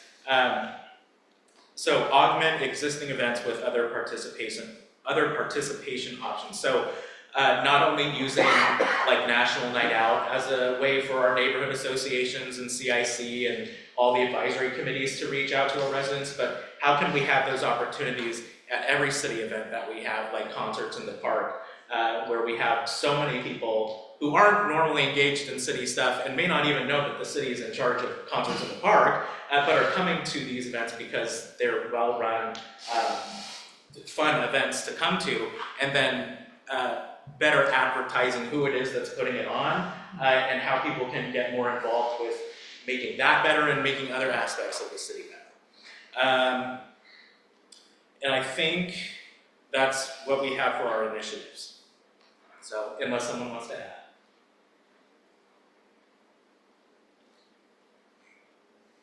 Were there some from the last biennium that will persist and continue? We talked about continuing to specifically call out the health and vibrancy of our neighborhood associations and the CIC.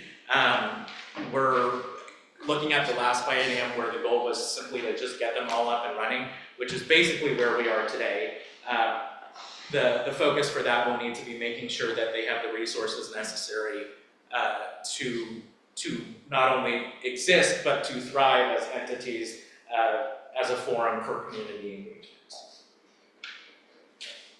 Denise? One of of the things I'd like to see continue to be added, and if we haven't been doing it, we should.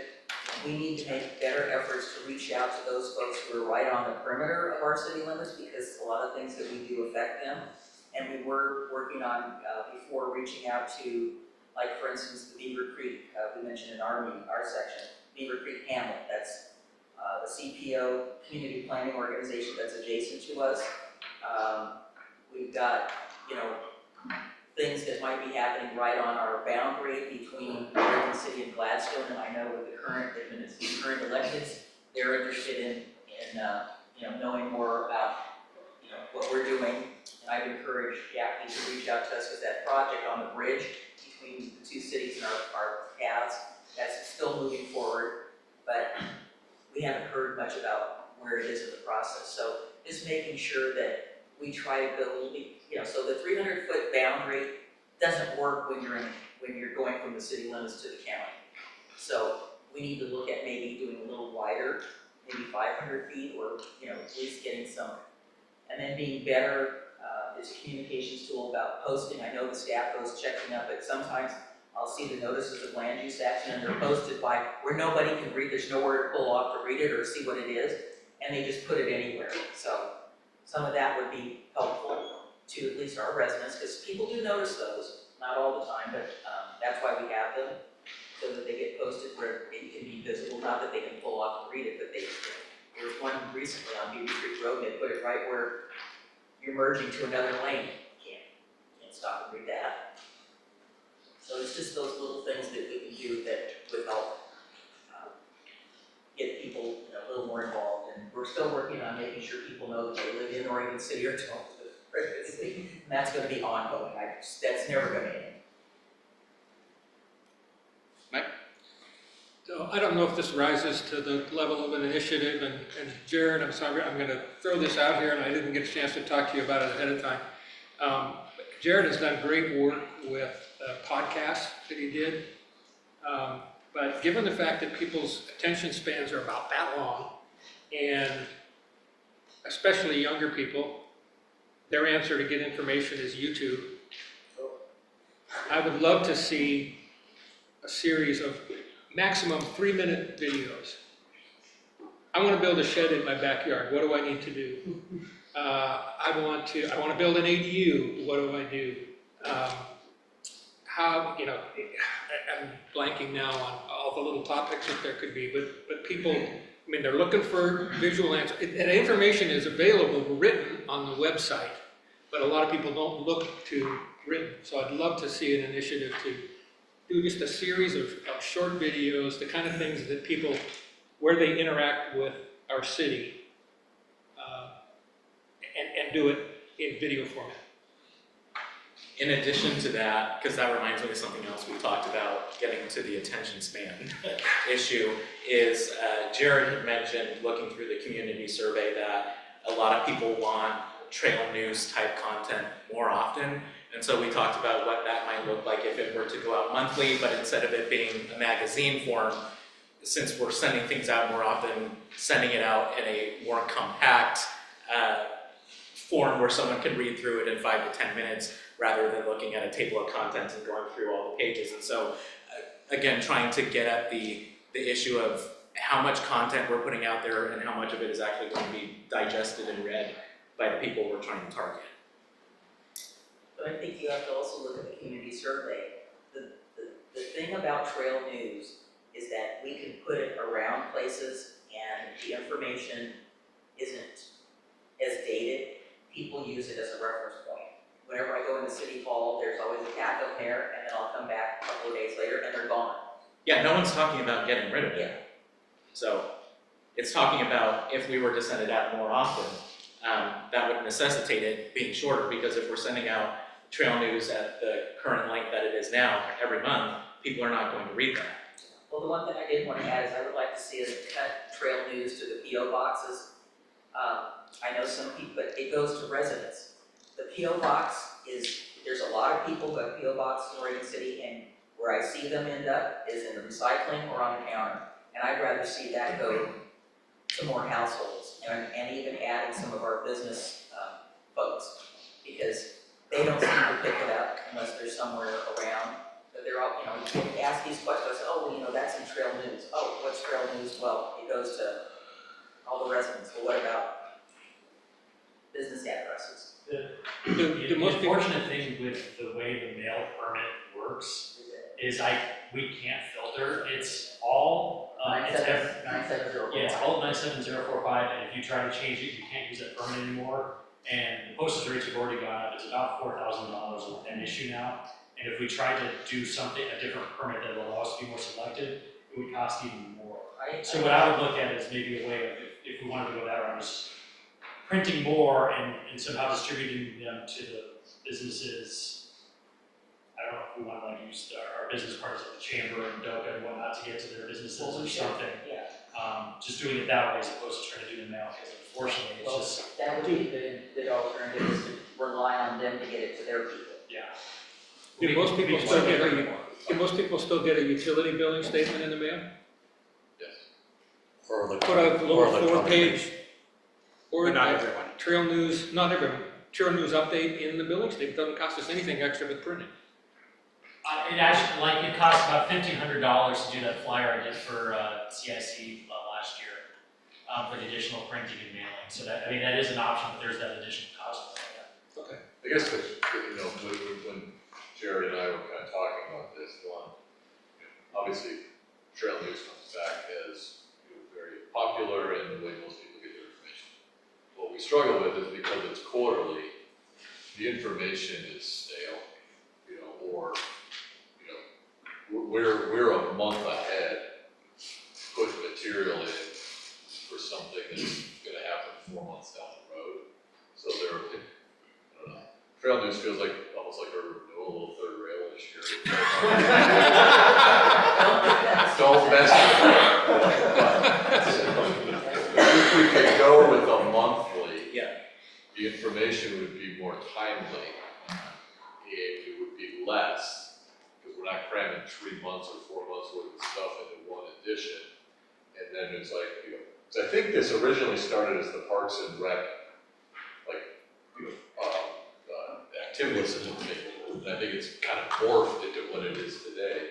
But we could still do, you know, a Parks and Rec or Pioneer Center, like here's the events that they're doing, you know, like a catalog of spring events, but have more of like a newspaper issues-oriented trail news. But I don't know if it's worth the kickback we're gonna get. You know, I don't know, people love the trail news. So Happy Valley does a monthly thing that comes out, you know, it's printed, it looks like a tabloid paper. Yeah, because I mean, I think the important thing to make sure is communicated is that this isn't us trying to diminish Trail News, it's us trying to enhance it by making sure it has more updated information and that it's in a more digestible and readable format for folks. And obviously I mean, if we're going to look at sending things out more often, there's the added cost of that. So how do we balance that with shortening the format that it is in order to achieve similar results to what we're doing right now? And there's a staffing. Exactly. Yeah, I know Jared, Jared and he's like HR, a very small team for the communications department, and I know the department's trying to provide a lot of material, a lot of support. As we do more YouTube videos, podcasts, and, you know, additional content on a monthly basis, there is a staffing. At the library, honestly, it's a challenge for us to provide fresh content continuously. It's I have to take staff off of the desk, and, you know, just, we need to work on this. So.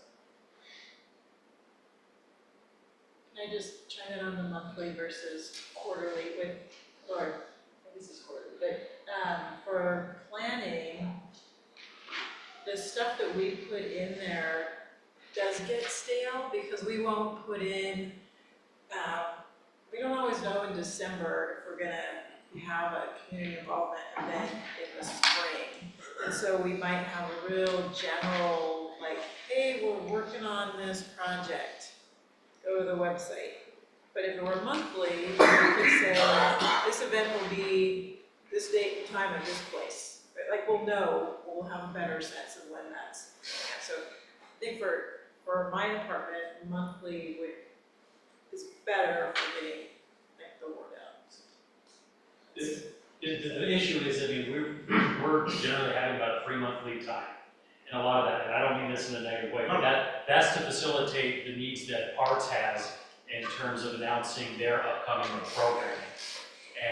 But even then, while it helps with their announcing programming, the other content also ends up being kind of stale as well. So I think, like what Tony said, some sort of hybrid thing, or if we did a monthly trail news that is more news focused versus this kind of like featurey nice stuff, and then like an annual or biannual Parks catalog activity guide, I think those two could really work together well. And I've run the numbers, and there is a cost savings of a monthly, like 8.5 by 17 8-page newspaper versus the magazine. So I mean, there are options there that we can explore. But I think first, does anybody even want to mess with trails? Knowing it's always number one here. Well, Trail News Online is really good as well. Yeah, no, I think they're all great. Again, I want to rock the boat, no one's interested. But we're keeping Trail News, we're just brushing it. Yeah. And if there's concern about that, we can, run out a survey and say, what would you think? I think we really go back. Yeah. Changes or so. This is organizations can get stuff from GMP on the website too. All right, some great discussion. Any final comments or thoughts before we move on to the other group? Okay, now to economic development and tourism. Rocky? Okay, so that'll be, I had a really tough group. We wasted no time talking about success. We moved right on to the initiative. So the first thing we started talking about was switching economic development and tourism in the goal. There should be economic development and tourism, we thought. Matching 5.1 and 5.2, but then we immediately talked about tourism first. So there, I don't know how that worked out. All right, so in tourism, we started talking about with the DMO or DMMO that maybe the lift of tourism would mostly move out of economic development, but then we also talked about the fact that there'd be some still lingering things that the city deals with that possibly the DMMO would not be dealing with, which would be things connected to events, planning events, park rentals, funding of events, various other pieces like that. So one of the things is we need to find out what the gap is between what the city would be still doing under tourism and what the DMMO would be doing. And then we talked about the possibility of whatever's left in the tourism umbrella on the city's side, does that stay under economic development? Is that something that falls under parks because of the connection to community events and all of that? How do we coordinate the issues with events from parks to police to public works? And who really does that? Does that really stay under economic development, or does that go to another shared office? Well, we talked about it being maybe a partial separate FTE, or is that a current FTE that we have by shifting, figuring out how that would work? So that was one of the things we talked about. Because there's so many aspects of that connect. Permit fees, park rentals, event funding, police and security, closing roads, all those things, and how does that all integrate? Which we've made a lot of progress on, but what's the next step? And James is like, I don't want it. Actually, he said like several things, but there were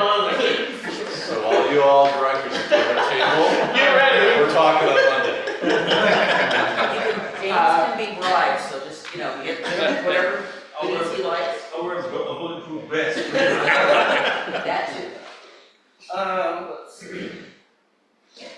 I think that covers the tourism for the most part we talked. Then we started talking about economic development. We started with infrastructure and talking about the industrial lands that we are close to getting ready or working on getting ready, or is there tracts that are closer than others to get developed? Is there land outside of the city that we could consider annexing, not for housing, but for specifically for industry and trying to create bigger parcels and dealing with the issues that we have with that. We talked about that for basically Myers Road area, the new extension of Myers Road, and then the Beaver Creek, Thimble Creek area. How to bring more employment land into the state, so that. Roadway improvements on 213 and other things that would be needed. Industrial lands readiness, tax benefit zone, we talked about.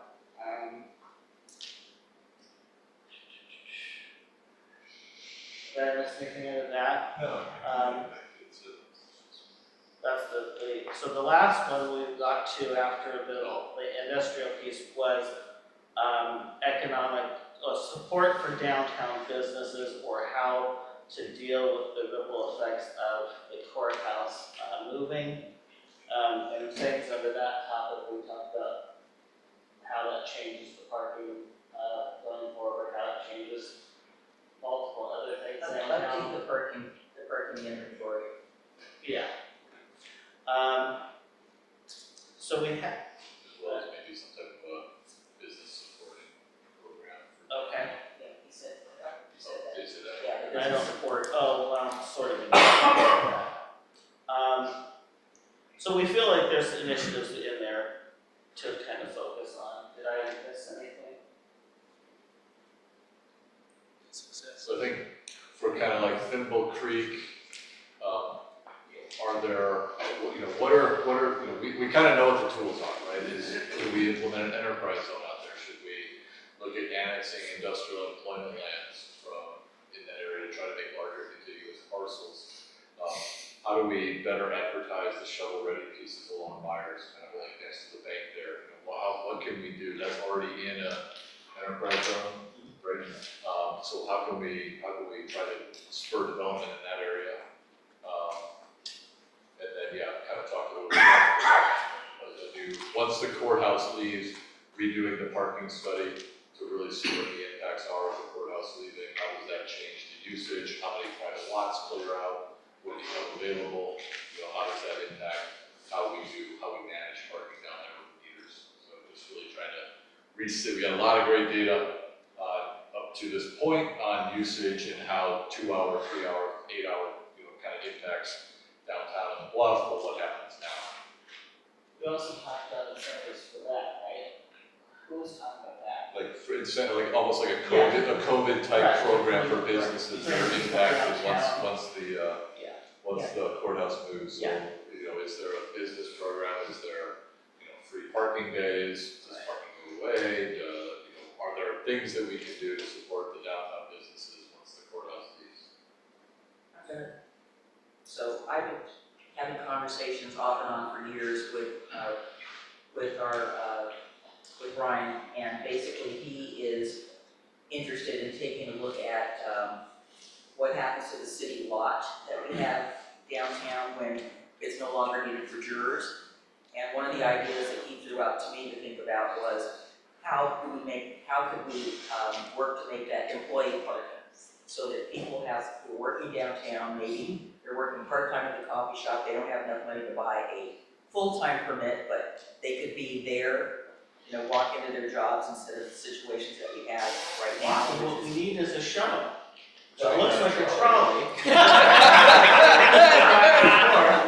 It's just an idea. Can we put in code enforcement? So anyway. We can put it in economic development.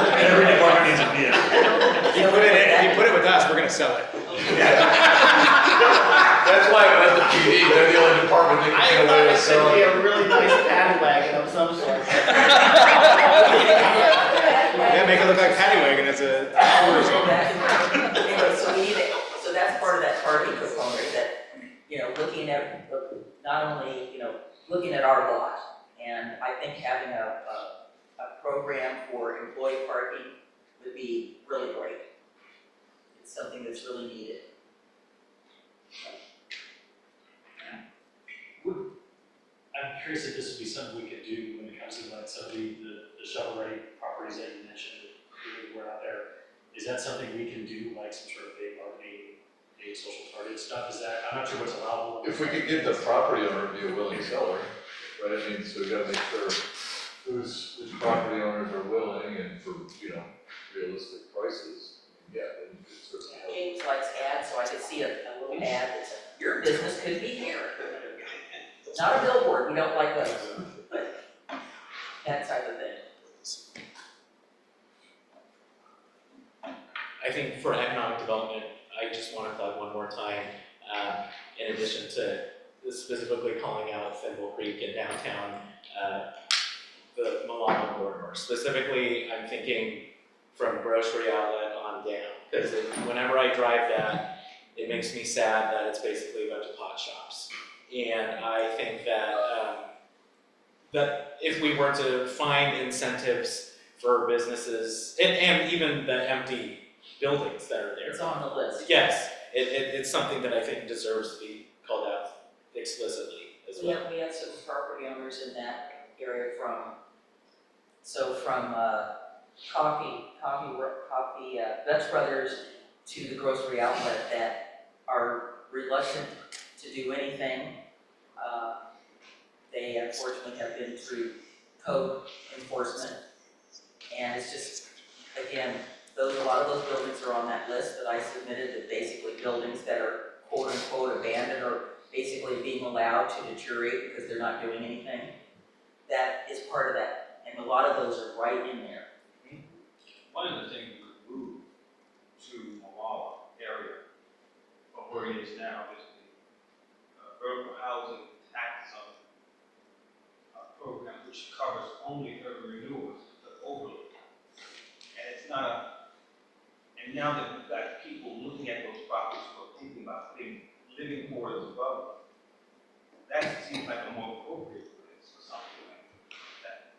I just get worried that we're gonna end up using a bunch of our commercial property that could be for business development to residential. And that's already happened on the piece next to Domino's, that's zone commercial, but we've got a 6 or whatever it is, 6 or 8 plex on it. But then, yeah, it could be both. It would be both. And then you can put out businesses at the bottom, which is ultimately where you want to get to when it comes to that mixed use housing on top. Yeah, it could help pay for the commercial on the bottom. Right. So can I ask the question, when we look at the success for this particular goal in the next 2 years, I've heard the desire to think about tourism perhaps in a different way, perhaps aligned to parks, but an economic development. What is success? I'm grasping for that. Success would be so that economic development staff can focus totally on economic development. For the city. For you. He didn't list his name. To me, in that topic, it would be, and I haven't done an event in a while in this town for many reasons, but I'd almost like to try to see, could I get a parade permit in less than 2 weeks or 5 hours standing at City Hall? Or could I, what is that process? Is it getting to, I know it's better now, but to me, hearing from event coordinators, what it's like working with the city and how that process goes, because in the past it hasn't gone well, so that would be success. Is that something that's improving? Is it, are people, there's a lot of people that used to plan events that aren't planning events, and a lot of events that have died because of that. So are we, going to see those events come back? That would be one success. To add the courthouse to the economic development, because that's economic development. But also regarding events, a lot of our events events, when the city-sponsored public event program is really catered to tourism. Unfortunately, a lot of our tourism events, city-sponsored events are local and more community-oriented. So, I would recognize that, those who are putting on those events really don't reach out far enough to attract people. Or just recognize that we're gonna have a lot of community events that just attract people in the community. But if you don't. Well, I think those were the events we lost. I think that some of the events we lost were the ones that were drawing regional out and were frustrating people. The ones we've been left with are ones that are city funded because we're still doing them, trying to figure them out as a city. The people that are outsiders planning events in this town aren't they're doing this somewhere else. Give me a quick example, because I think the arts event is broader than just Oregon City, the beer thing is Oh, broader than yeah, but Oregon those City. have gotten a lot smaller. First I City mean, is, well, Antique fair, I mean, they've almost died. well, that has a lot to do with It has a lot to do with closing streets, it has a lot to do, a lot of those events moved from their original location because it was so hard to plan events. The reason any events at the end of the trail now is because they couldn't deal with the street closures. It's some of the reasons downtown has pushed all their events to other organizations to do them. It's all coordinated, it's all connected to that. it didn't have anything to do with street closures, they No, Denise, downsized. that's not true. I'm on the board. I know plenty, well, so much. I know that street closure piece was a big part of it. Especially, and I'm not talking about, I was talking about the antique fair and some of the places That's there's not plenty of events that downtown no longer does anymore because of the conflicts with the city. One of them is the Halloween event, some of the other things. So, I'm just saying that, well, I don't know what I'm saying anymore, but, there's a lot of events that were regional that aren't happening anymore. Some of the events I plan on, I have, the Pioneer Family Festival, some of the things, well, don't happen in this town because it's so complicated. Is the courthouse, do we want to say anything about the courthouse? Yeah, we forgot to put it on the list. No, it's on there. Yeah, that was our last one, about supporting businesses and their. I meant the courthouse itself. It's The all, use of it. it's all part of it. I It's all- know it's all Commissioner part of it. Mitchell brought up, how do we secure it, I mean, it's like, is the courthouse in and of itself something we focus, or, hard part is that we don't own it, right, so like, courthouse, like Liberty Plaza, we would like to see Liberty Plaza as a public space, right, I mean, are those goal worthy, or are those things we just continue to discuss and talk The about? courthouse is tied intricately to the economic development vitality of downtown with the incentive program. If we move that forward with the parking, it's all in that box. I mean, you can't have that conversation about the parking downtown without talking about that. You can't talk about the incentive program without talking about that. So it's in that box. We're not defining that, we're gonna buy it or do whatever. We're just saying that it is an impact to the economic vitality of downtown. I think So it we should be. mentioned it, I just don't know what the outcome is, other than we continue to engage the county on some disposition to be determined. That would be good. And the short-term conditions. Both Courthouse. to the community and to the facility itself, the property itself. Give you an example, Mike was talking about, we don't want to have a chain link fence. Somebody yesterday, I had coffee, said, well, we should just tear it down. I said, then it will have a big giant chain link fence around it for a long time. I said, so, anyway, just bringing up a point. Was there any more discussion about, having some type of, association established on cover in the city of, Hilltop? Well, we were talking about from basically where Grocery Outlet is down to Dutch Brothers, and the fact that that is sort of like a little bit of a wasteland. Because it seems like that downtown has Dover. They don't have the Hilltop business visitors, they went away, long time ago. I think through the chamber, I guess, probably, The chamber tries, I don't think that they have the capacity to, they have a lot of events up in in that area, but, I just yesterday they had the chamber event at, Hillside Chapel. Which that corridor, that spot, except for the vacant lot and dumb church over here, but anyway.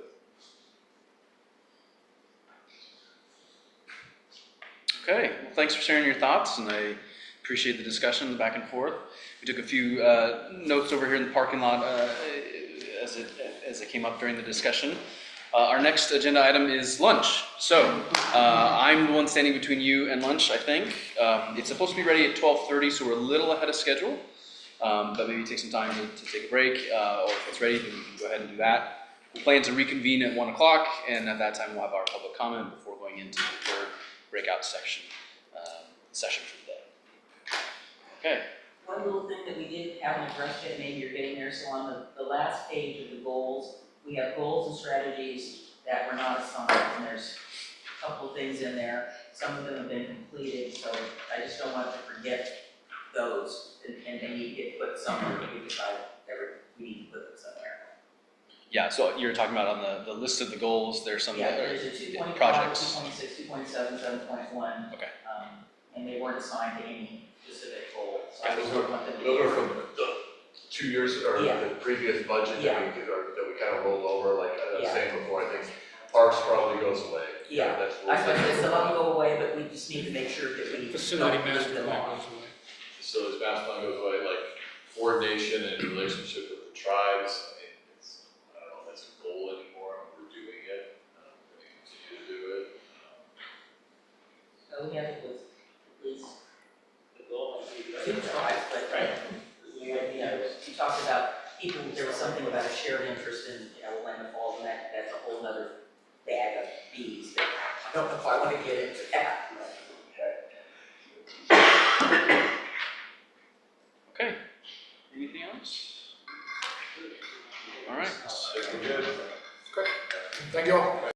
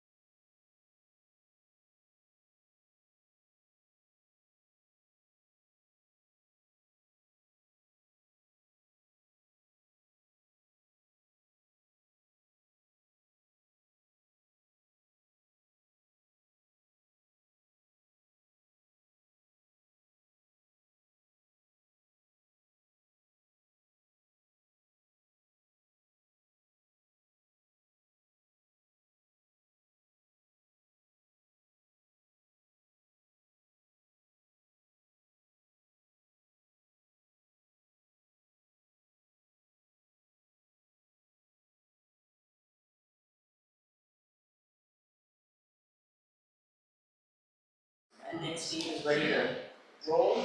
We are, I think we're moving into public comments, so Yes, so there's. Willie, would you like to say anything? Just 2 points briefly, it won't take 15 minutes for sure. Number one was I was impressed with the comments about the trail muse, and I don't think it's such a sacred cow that it can't be adjusted a little bit. One thing that I didn't hear mentioned is the use of QR codes on that publication. I think might be useful.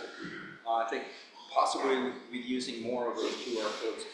Second thing was about yesterday's discussion about citizen involvement. I wanted to give some kudos to the chief for the activities done in the Chiefs Advisory Committee. I hear more and more feedback from neighbors about how useful that is, because they get information from those meetings, bring it back to the neighborhoods, and it's just a nice nuance. I think that our police services are so important to this community and so well loved that they like to know what's going on.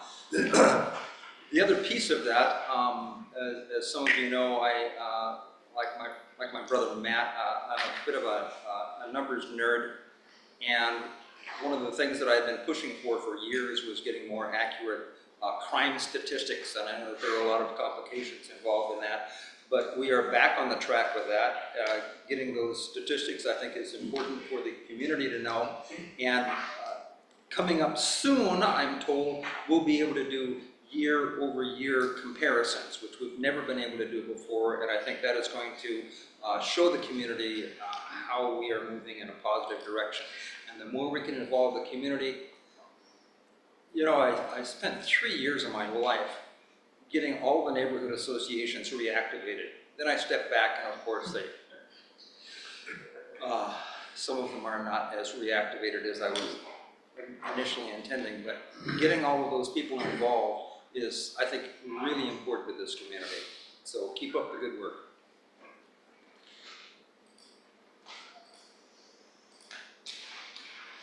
Thank you. I don't think there's anybody online or anything like that. All right, then I think we can move forward. Okay, so this is the last breakout session that we have for today. It's going to be a little bit different in that we're going to have 3 groups instead of 2. That's because there are 3 goals, and rather than have one oddball group or whatever, we have restructured the agenda a little bit. So this time we'll still have 40 minutes to do the individual table discussions, and then we'll have, instead of 2, 3 25-minute sessions to share out at the end of it.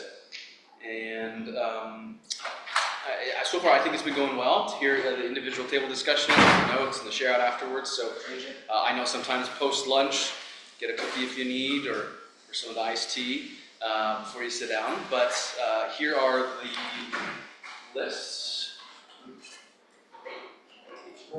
Can we move the documents?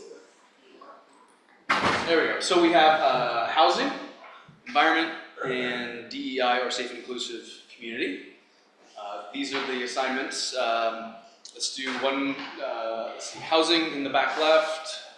We'll do environment in the back right, and maybe DEI up here. Okay.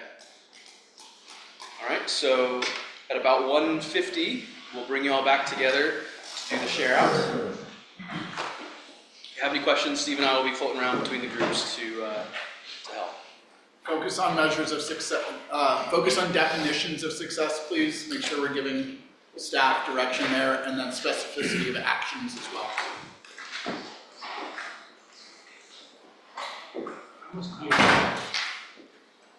You are housing. You are housing. Yes. You're preparing lunch. Yeah. Where's housing going? Housing, environment, and DEI. Okay. Housing, environment.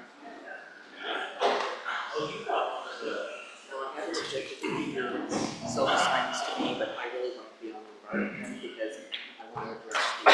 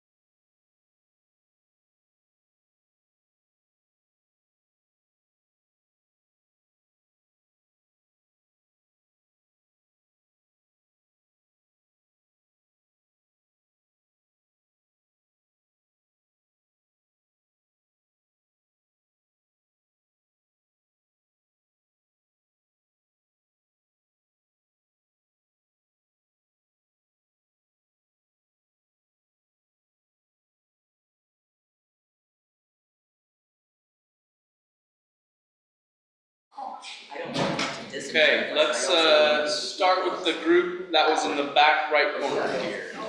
Remind me, that was environment, yes? Environment. Okay, Scott, you're up. All right. So,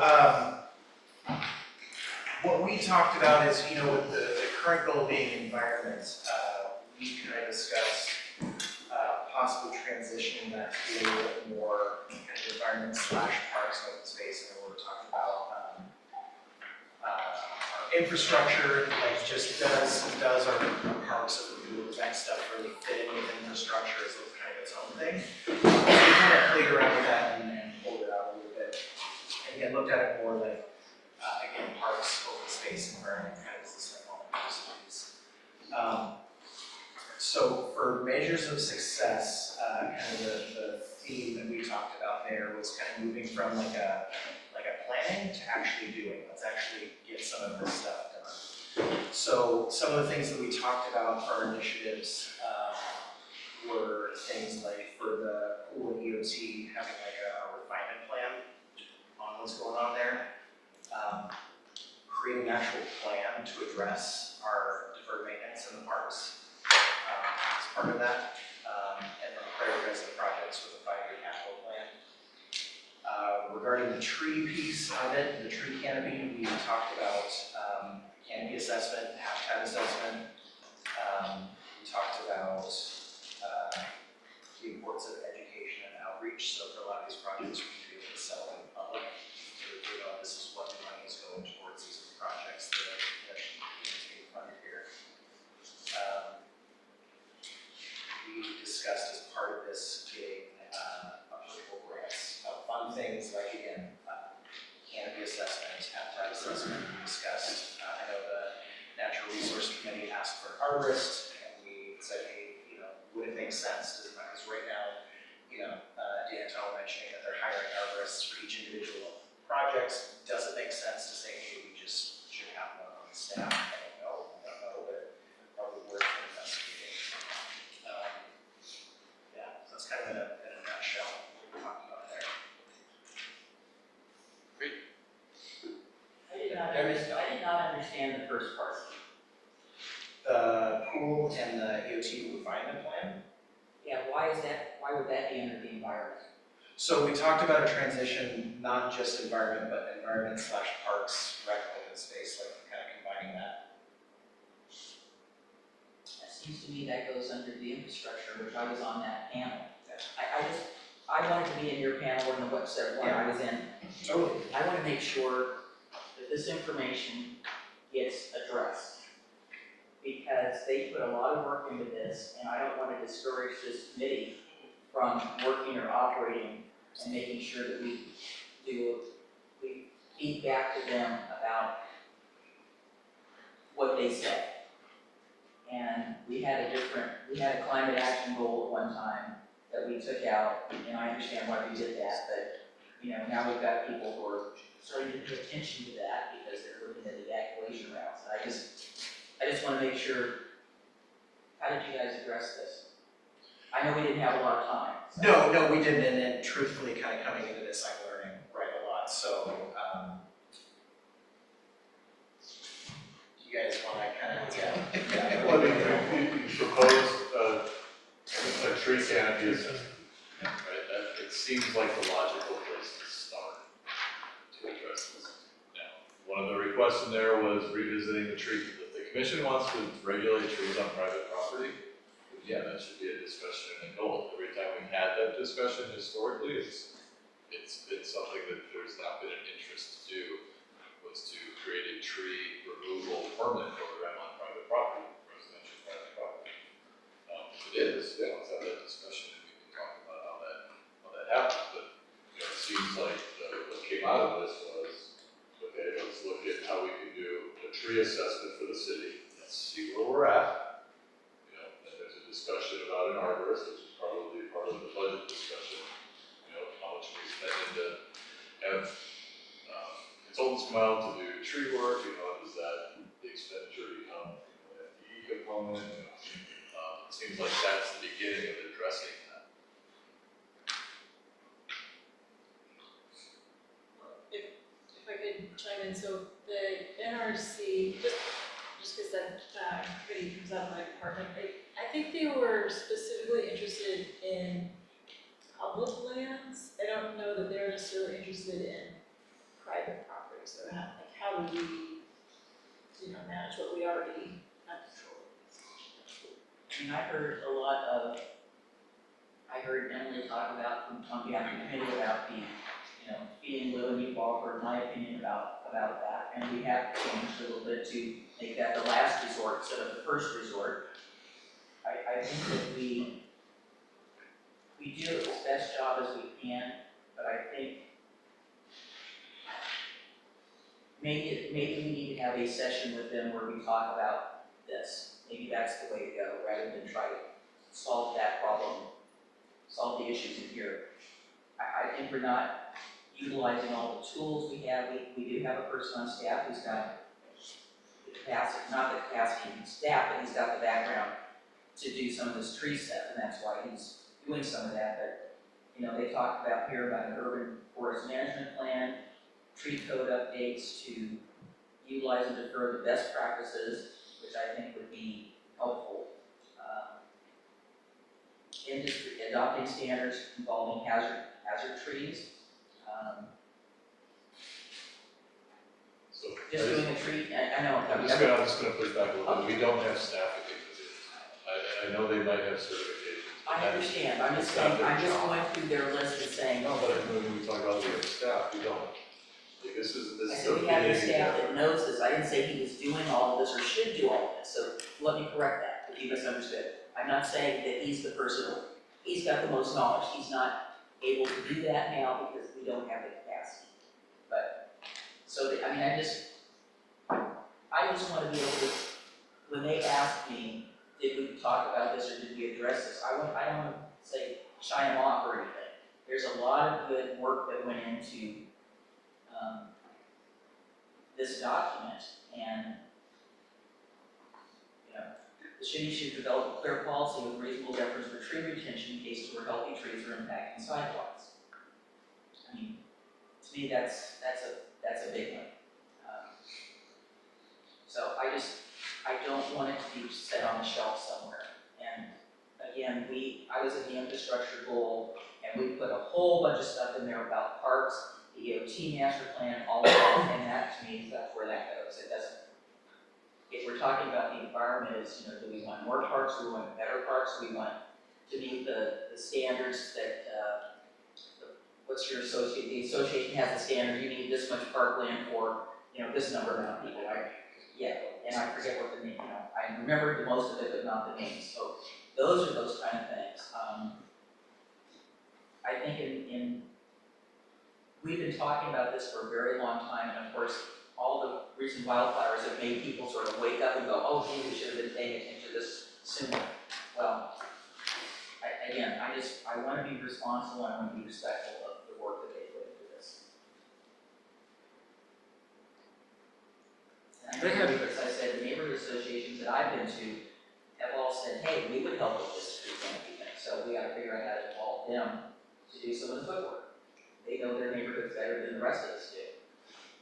We'll go to Mike in the corner and then Mike at the end. Yeah, just being on that group, I think to answer your question, that kind of was the forethought of putting parks and pulling it together, was really to give it the thought and the functions that it needs, right? Right now, infrastructure with everything else that we're doing is kind of taking the backseat a little bit, maybe. This is gonna put it in more forefront and be part of that open space discussion and part of that environmental open space parks discussion to make it a priority.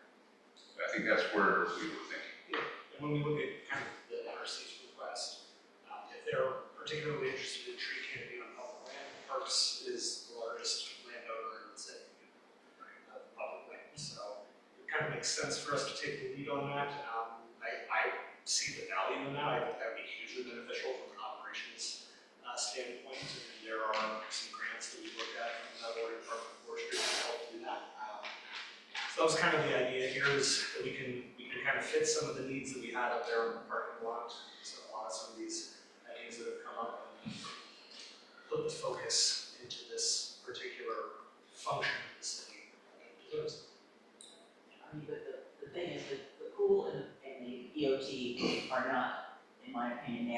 resources.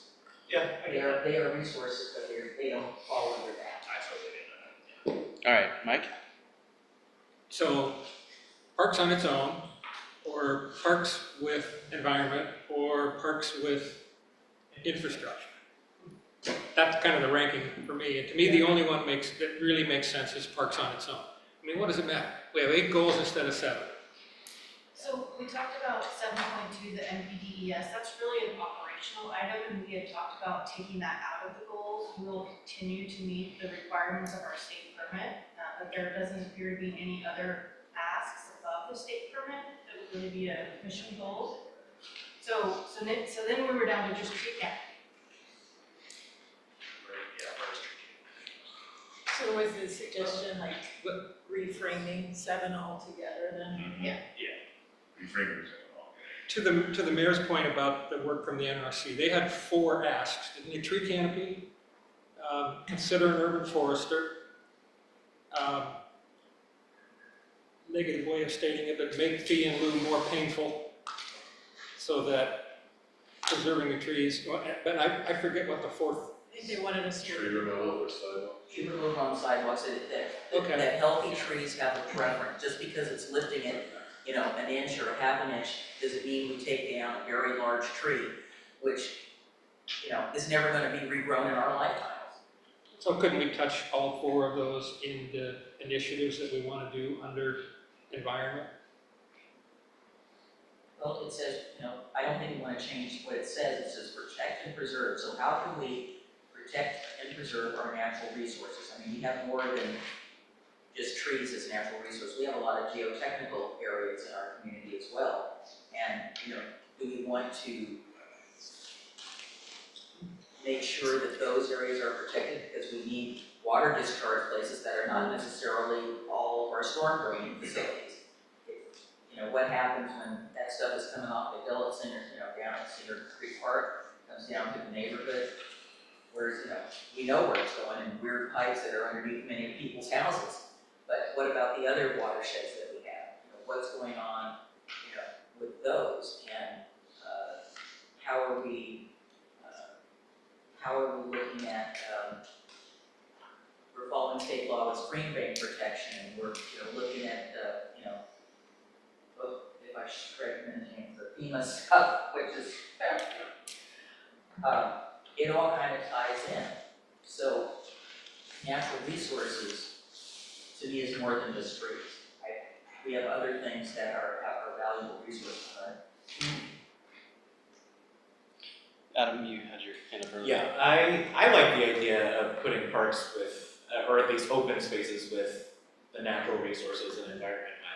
I think that looking at a lot of the regulations or policies that we would like to put in place, I'm not totally there for private property, but if we can start on the property that we do own, mostly being parks, I think that's worthwhile to look at, and I think that would fit nicely with the issue of parks. Now, when it comes to EOT and the pool, I'm totally fine keeping that in infrastructure. I mean, each department doesn't have to be siloed to one goal.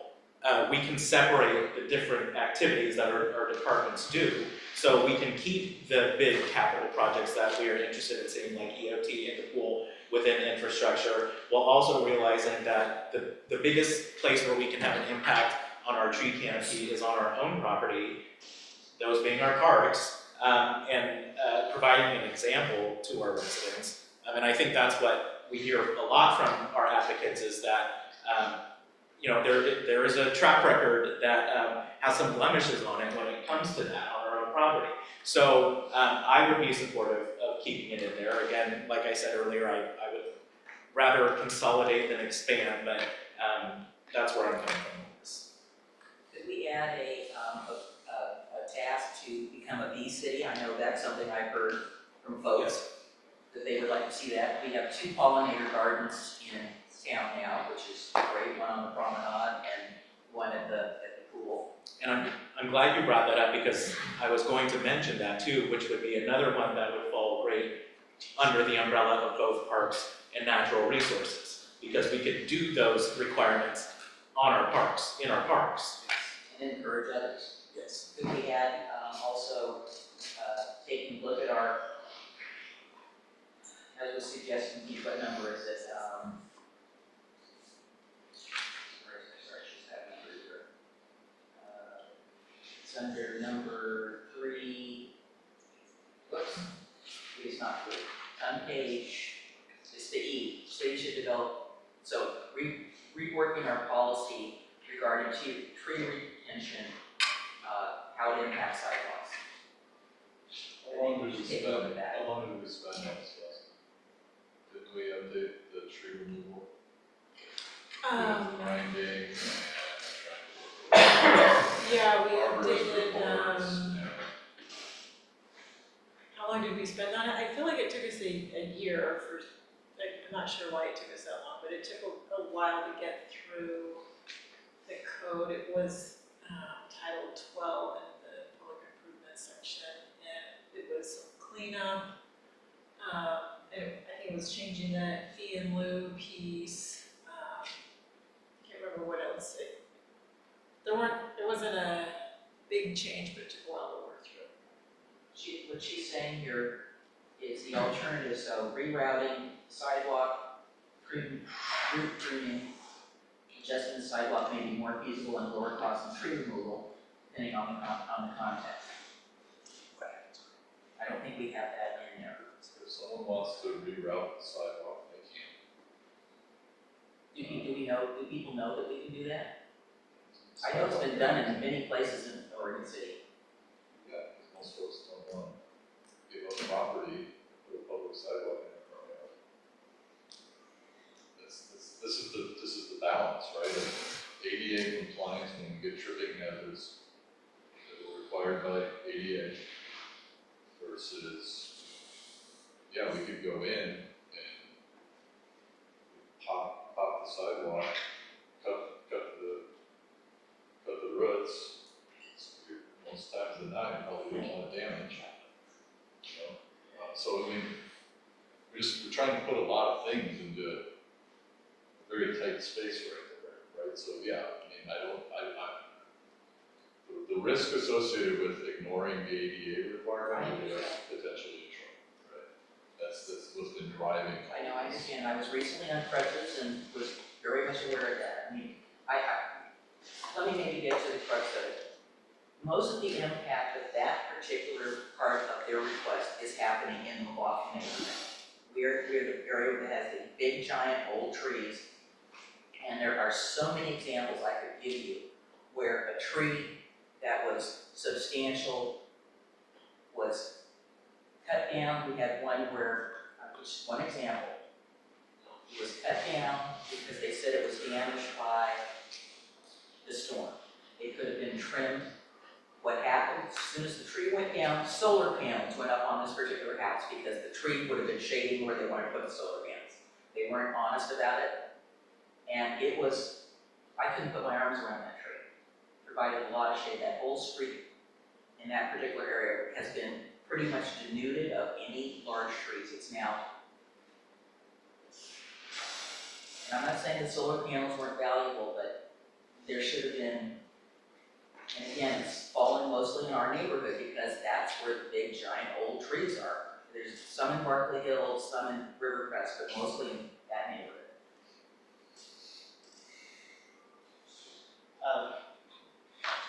And in the Milwaukee neighborhood where we have bypassed the sidewalk to save the trees were killed anyway, and now we have sidewalks that go around nothing, and it looks ridiculous. So, take a block of 6th Street in front of the Hermitage here and see who's dropping houses, it's completely ridiculous. Killed 3 trees by putting in a sidewalk that wraps around, and now the sidewalk in that block's not consistent. So it goes both ways.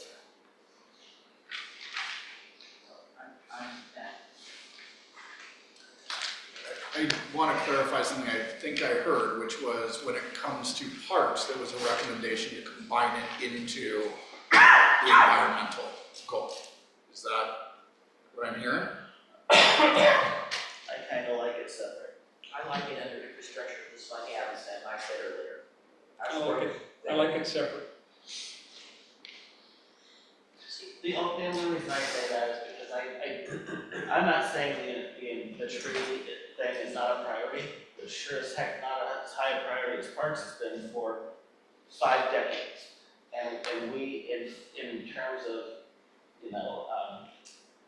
not maintaining, everything and all that, I think we have put parks off for so long, to deal with so many other priorities, and, I think it's about time we actually put parks as, but it is really, in all of our minds, I think it is one of the main top priorities and has been for a long time, well, let's say it. Put it on as a goal, so everyone knows that we're focusing on that as our main thing.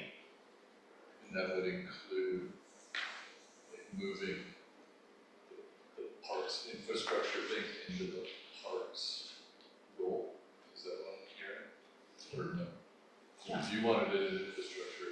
I think that there would be value in separating EOT and the pool as infrastructure. And the reason why I would like to see parks and natural resources together isn't to negate the importance, because in fact, it would still be named in that goal. But because if you were to separate the two, then what would be left for natural resources that Dana just said, which is basically just looking at what the Natural Resources Committee presented to us, which I think they're all great things that we ought to look at, but that those suggestions by themselves, I think should fit under a goal rather than being a goal themselves, which is why I think having them together actually gives us something that's actionable under one umbrella.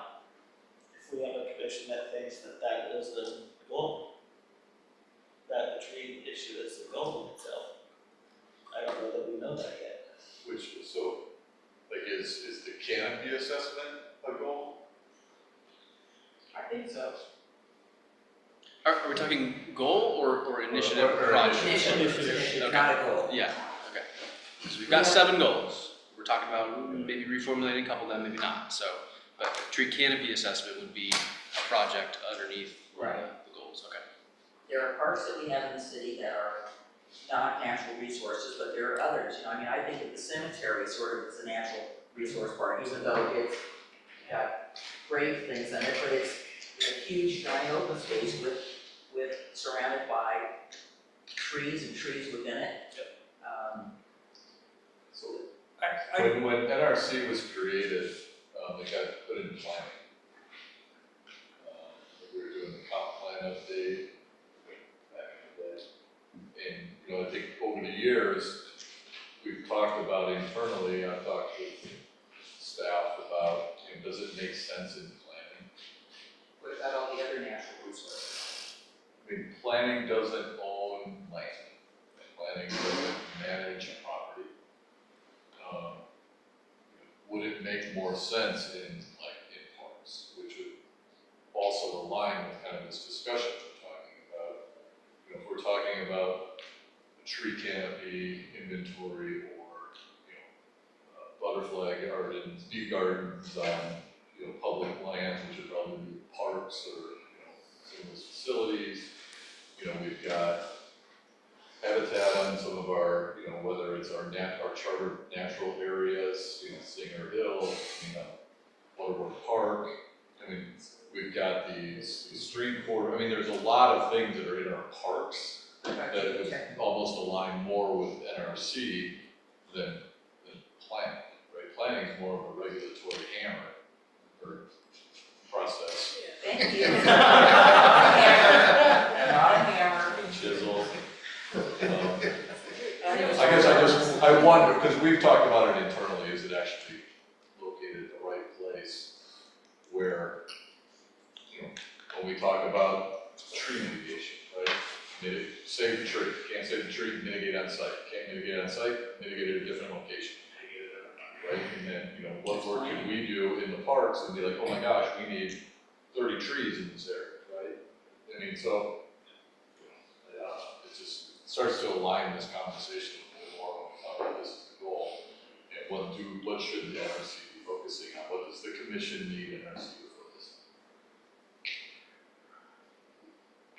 on? And then, how many things have we said are now going to parks? That is the department that we have the, problem dealing, so I think we have to balance that out too. I don't mean to be prejudicial, but planning encompasses all things. It encompasses a lot more things. I'm not saying that's staff worthy or whatever, but I mean, adding more staff. But planning touches all of those things, which is why NRC was in planning. Because it covers more, and I know you're a planner, so it covers more than just the trees. It's dealing with geotechnical resources, it's dealing with water resources. I think part of the issue is that it's a regulatory department tool. It's not an operational tool, right? So do we want NRC focusing on the water quality resource area, which we don't update very regularly because we don't have to, right? So there's a lot of years of downtime because we're not updating all these codes constantly, versus we actually have operational issues in parks where some of this discussion could probably be helpful. I mean, in focusing that energy on grants for habitat restoration or ivy poles or wetland mitigation or tree planting in our parks, right? I mean, I just wonder if the committee's aligned in the right. I worry a little bit about the focus of the PrAC, and I think I would like to have a discussion about that committee itself, separate from this. So coming out of today as a goal-setting session, would the commission like to consider Parks and Natural Resources as a revised version of what is currently, quote, Goal 8, while also keeping pool, EOT within the infrastructure? 7, thank you, currently Goal 7, pool and EOT within infrastructure.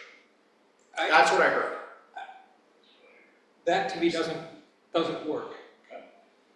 We've got a Parks SDC that's going to include EOT and the pool and the more natural resource types of park. They're all in one master plan. They're all in one SDC calculation. How are we going to prioritize goals if we've got them spread across Goal 7 or Goal 8 or Goal 2 or whatever it is? Everything that, to me, that is a part of that Parks SDC calculation and Parks Master Plan calculation has to be in one place. Because we got one department that's going to be managing. Which is currently infrastructure. It's currently in the infrastructure goal. Well, it isn't. It doesn't have its own goal now. I guess it is. I don't know. Where is? I don't know that Parks Master Plan is. It's under Goal 2 because it's an infrastructure improvement. We called it infrastructure and city services. Parks are an infrastructure, and you're going to be building something and developing it out of a master plan. Which is a Parks Master Plan. It's not an infrastructure master plan. It's on our Parks SDC and our Parks Master Plan.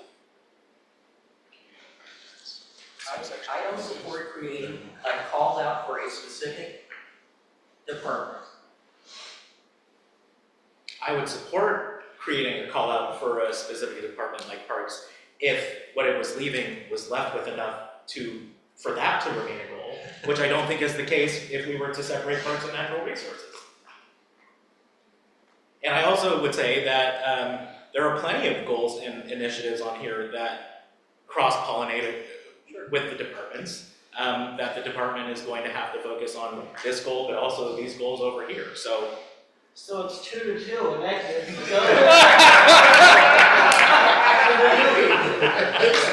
There's a cross-pollination of goals by department. Well, thanks for that. You don't have to do anything. But it came from your group, I guess. So here's my thought. So with the environment goal, right, I think that there needs to be more substance there.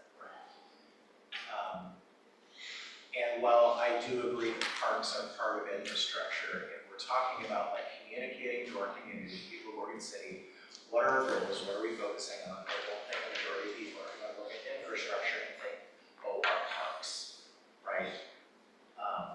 So I think that I would like to see parks named in a goal and not just solely under infrastructure. You have to call it something else.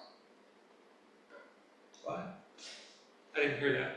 I said we have to call it something else. Call it what? The goal is a broad umbrella. It isn't saying that the goal is parks. Can we The not do goal that is. for Well, well, police? Did we not I mean, do that it for does- these are public not, works? Did we not do that for, no, we did do that. We didn't call out public works as a separate Oh, but we goal. called out police, for sure. these We've aren't done really, it before with the fire. honestly, these aren't really goals. These are priority areas that have goals and initiatives under them.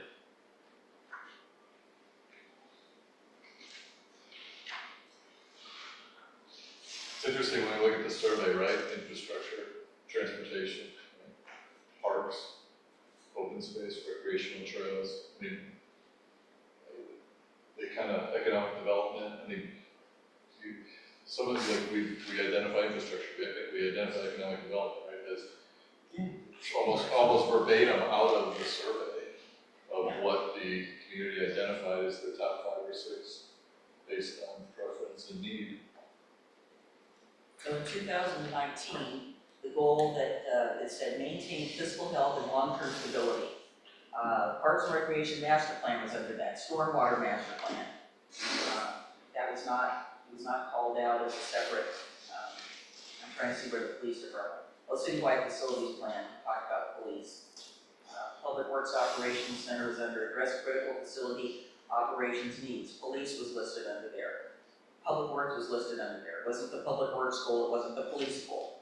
It was a broader topic that those things were under. Both economic development, both fires. That's a whole department. Well, it's So- to the department, but it's a broader goal because we've got other things under economic development. So how would the commission like to move forward with this? Because I'm hearing a lot of sort of circular conversations. Next report, and then we can come back to this. Yeah, let's go on to the easy one.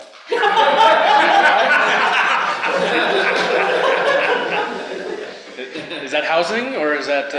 Because the next two have some questions as well, so we can get into those as well. Okay. All right, then I'm hearing. All right. Is it more than just is it just coming up with something to go along with parks? So I mean, or is it just because it's called They parks? did, that's what they proposed. That's what When I'm you saying. said parks, natural resources, and environment all seem to fit together, so I keep hearing. Well, and to be fair, you seem to be getting hung up on, we're using a shortened version of the full goals name, right? By just using these one word. If you were to read it, there's a full-on sentence that describes the whole goal. So the goal isn't parks, the goal isn't, you would have to develop a full-on statement, right? It's where you might include all those phrases, parks, open spaces, and environment to really flush that out. So don't get too hung up on the semantics of it as well. But we can table it for now. I want to hear about housing, and then we'll finish with DEI after that. Who's the speaker for housing? Adam, 3 for 3. I should have bought gold stars or something.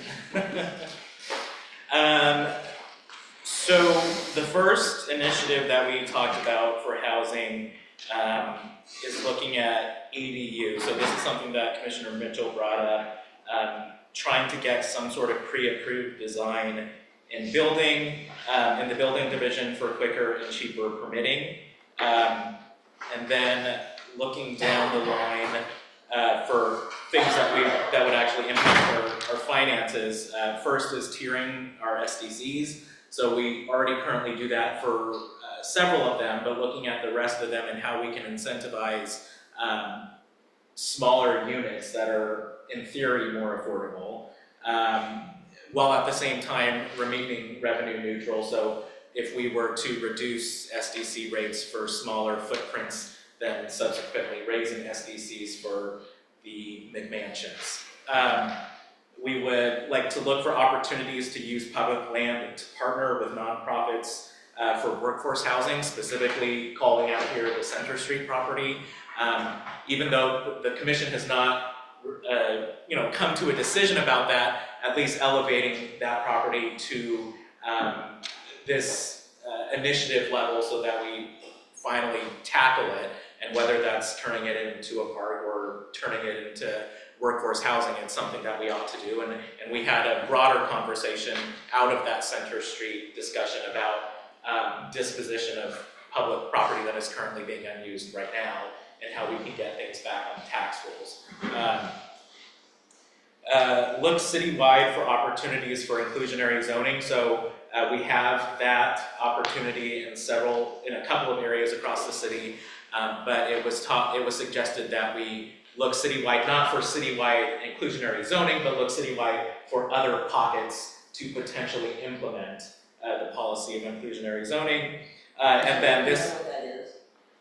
Well, you got the floor. I just want to say, I don't know if everybody knows what that is. so it's basically telling a developer that if they designate a certain amount of units as affordable, then they would receive a density bonus on their development.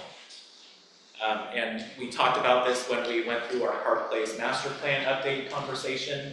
Were you saying that it's the Thimble Creek that also has this? And so looking at other areas across the city where that could potentially be implemented. It has been on our list of future agenda items for a while now, and so maybe formalizing that would get us some more forward momentum. And then lastly, create or extend vertical housing tax credit zone to new areas, and this gets back to what James brought up earlier when I had talked about the Malala Avenue corridor and ways that we can try and revitalize that area. And James had also brought up the issue of the ratio of jobs to housing and what is a way that we can help try and make that ratio more where we would like it to be. And I think that one of the ways we could do that is by offering incentives to include housing on those commercial developments. I think that's a great area to do that because it's so underutilized. Yes. Super. And it would be a great place for more mixed use. Yes. Great, what other reactions or questions? My only concern about coming up with a template for ADUs is, do any of you remember the skinny house debacle that Portland had this plan that you could go in? I'm sorry, but those things are butt ugly and they don't fit into some of the neighborhoods. My concern is we've got Kenema and McLaughlin. I think we could come up with a template for any place outside of those two areas because we've got large parcels in other areas of the city where you could put in an ADU. But I think we need to be more circumspect, and I know you're gonna have our compatible change workshop coming up, and we're gonna be discussing it. But I think we have to target where those are gonna be allowed, because an ADU in Malala Avenue or Gaffney Lane is not gonna necessarily fit into Kenema or McLaughlin. I think that makes sense. But I think the idea is, but those skinny houses, it's like, oh my God. I definitely would not want one of those in my neighborhood.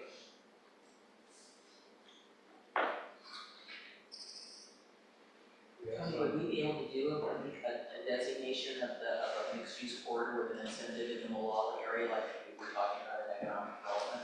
Wait, we're talking about, let's just say we want to target these, right? Maybe there's, mixed use downtown, mixed use corridor 1, mixed use corridor 2, right? It's as simple as that. We've got the zoning in place, it's already designated for mixed uses, combination of retail, residential. So now you're just putting an overlay, vertical housing tax credit or. In the Malala area, we could do that. Sure, zone mixed use corridor Right, 1 and 2. To add the additional incentive.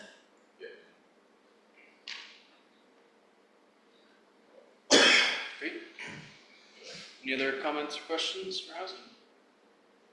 One more thing, I think that we have talked around the Center Street property, and we talked about that when we were doing the Charter Park at Waterford. And I think there was the desire of the commission to take that property, put it back on the tax rolls, but because we own it, we can specifically control what's going to happen there. If we say we want workforce housing, and then we can do that as the owner. So in that case, we will own the land and we will incentivize the cost of production, which we can't do in many other parts of the city because we don't own that property. But we've got some property there that could be repurposed back to residential, which is what it was a long time ago. So that's. Would the commission like to see the lower yard at Center Street be workforce housing or similar, or do we want to go through a process to have a discussion about what it should be? I think, again, based on the four of us that were left, that was what we had talked about. And then reintegrating those lots across the street where the parking lots are back into what they used to be, which was housing. I agree. Mike's shaking his head. I agree with the lots across the street, I'm not so sure I agree fully with the. Well, workforce housing would be on the public works side. The other side would be No, I don't agree with that. knitting that part of that neighborhood back together. Because those were 60 by 100 lots back in the day. I would still like to have a conversation about our building and that lot. The empty lots and parking, I don't mind going back to.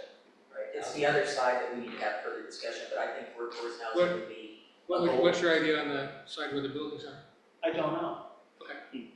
I think that could go back. I mean, we've never, I don't think we've ever got a full understanding from the move to Public Works what the use of that property is and what, I know we're still using it. There may be other reasons to use part of that property. On the flip side, I also want to talk about the connections from that part of the neighborhood to the upper bluff, if we, take all that out. So I think there's still a couple topics to talk about. I'm not opposed to it being housing, but I think it's easier for the empty lots to say that. We'd have to do a plan amendment, the zone change, because we changed it to institutional. But I think going back to a traditional zoning in that area, I know that people in that area are anxious. So we're pretty much down to the decant facility. So when we do our sewer vac and our street sweeper, especially during the wet seasons, right, we take it to this facility, drop the load so it can drop the water out, so we're not paying the cost to dispose of saturated materials. We have a contract, we're looking at up at Mountain View Reservoir where we can place a decant facility. So really, at this point, we think we can move everything either between First Street, Mountain View, and the property we bought for the new reservoir of the materials that are at Center Street. So really, we're down to get this decant facility constructed up and down. So we're moving in that direction, but that's what's kind of the thing, the last kind of thing we got to deal with.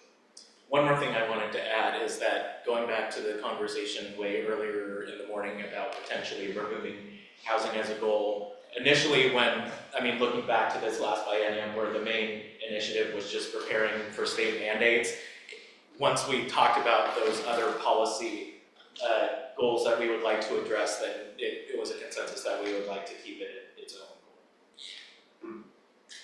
So really it comes down to, it was a tactic of lobbying that might be shared between the two. Okay. We still need to tailor those policies, our housing policies, towards meeting the needs of our community. Okay, very good. Last breakout or share out session we have is for the DEI group. And then after that, we'll take a break before we enter the last portion of the day. So who's the speaker for that? I will start with an apology to Commissioner Morrow. I made fun of him for playing with one of these little toys. But this one got me through the last conversation mostly. But I might still be playing with it during this conversation. Okay, so I guess we started out because my groups have had a hard time getting to the success part. I don't know if that's my fault or not. So in this one, we did start by talking about what does this success look like, although I don't know if we had a solid answer for it, but it was mainly when it becomes part of our everyday, functions, and we've eliminated it as a goal, and we've, minimized the consultant reliance, is some form of success. We did have I'm not sure I'm gonna go the same order, but on that same topic, one of the conversations we had earlier about, you know, at what point do we pull back from the consultant piece and hone in on this in our everyday organization, that's balanced with a couple of things. One,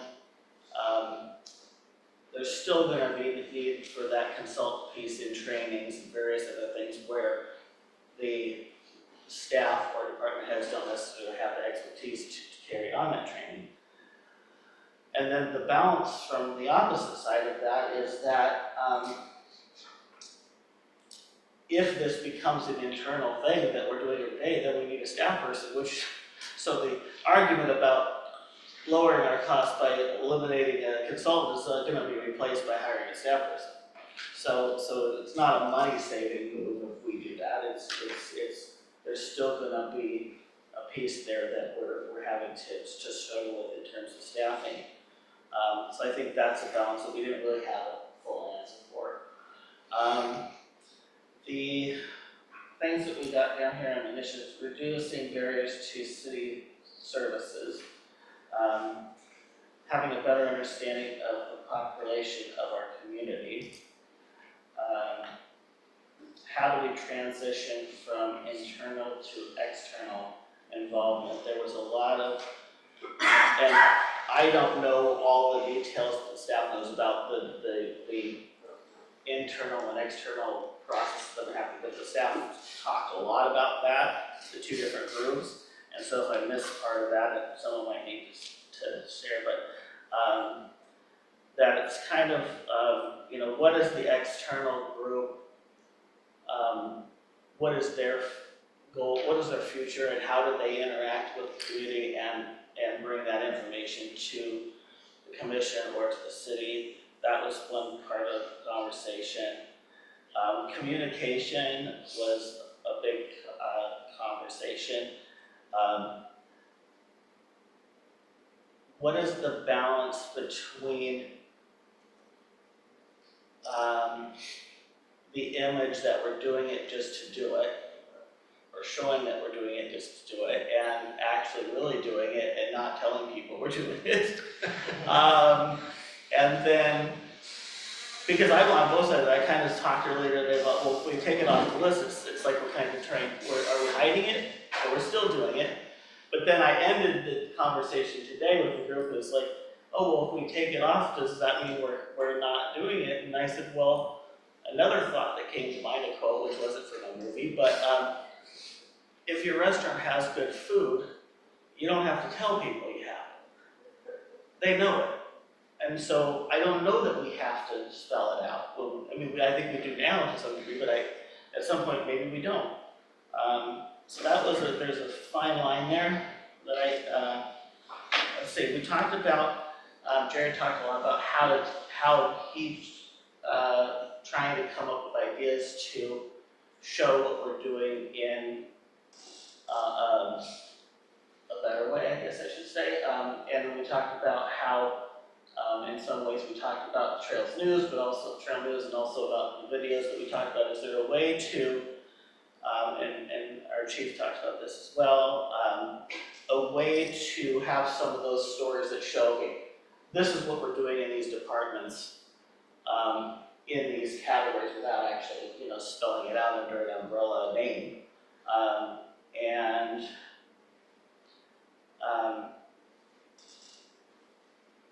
Is the task force piece is the external piece, right? So that goes into the, you know, do we as a commission want to see that continue into a task force kind of situation, and what connection is that to the commission? They report to us about things or things that we're not thinking of as a way to bring a voice to maybe the public that we're not hearing on a regular basis.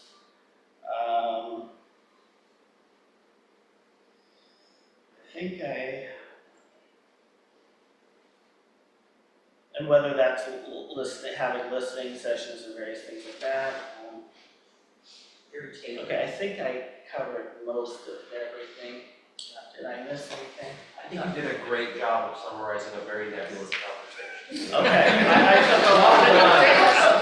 took a lot of notes. I've been taking down notes, I felt, more involved in our processes by, yeah, exploring the idea of putting on a citizens academy, not Yeah, oh, yeah, not a we police did. thing, but or resident academy. or resident. I guess whatever you want. Yeah.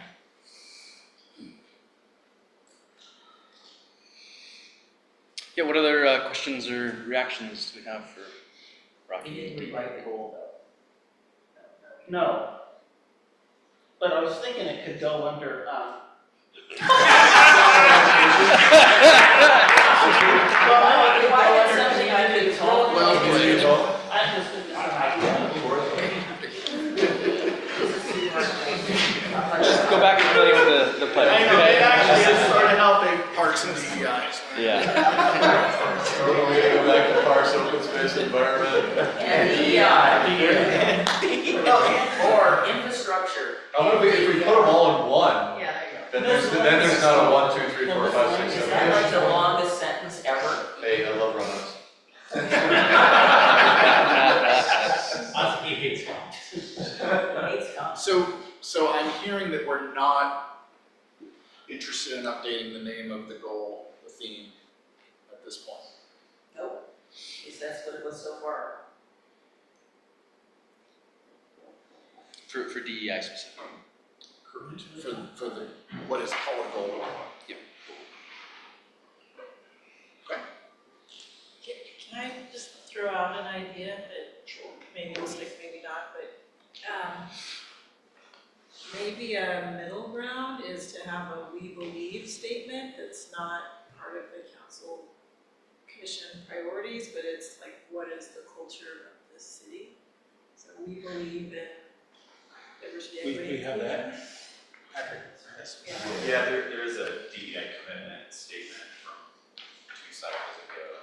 Is that the one you read? That's the one I read. First paragraph. It doesn't use the word diversity, equity, and inclusion, Yeah, we know. but it covers the concepts. Yeah.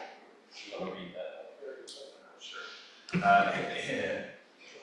In Oregon City, we strive to be a place where all persons, regardless of race, ethnicity, sexual orientation, gender identity, age, religion, or ability, feel safe, respected, and valued. We will work to ensure that all staff feel a sense of belonging, and all city services and programs are equally available and accessible to everyone. We are committed to sustained improvement by doing the work necessary to achieve this goal. Doesn't use the word diversity, equity, inclusion. That's our preamble. But that's the.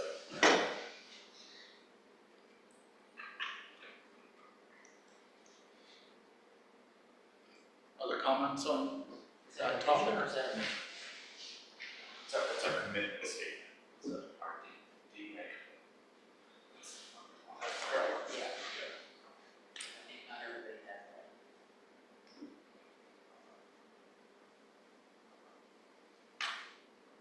It's a contrast from the morning, so I'm letting the silence hold for a minute here.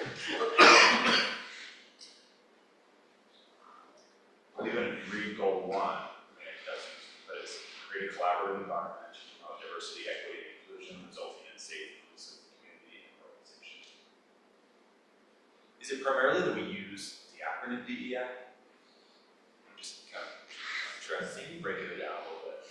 I don't think we've used that acronym, we have always spelled it out everywhere, it's not, it says DEIs. We've used the words. So it's our belonging goal instead of our DEI goal.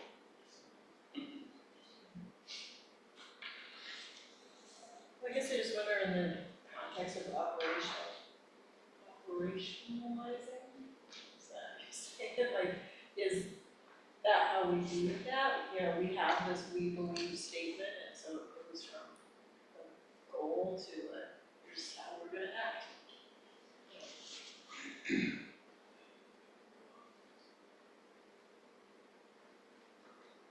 I think we're committed to it, on it. No, I mean, I think there's a place for that statement, I'm just trying to figure out where that statement would go. And we kind of talked about it when we reiterated the resolution that we had passed in 2019. It's, what you described read as a more condensed version of that, which hits all the points that we wanted to get at. At the risk It's of, a commitment statement, maybe it's our vision.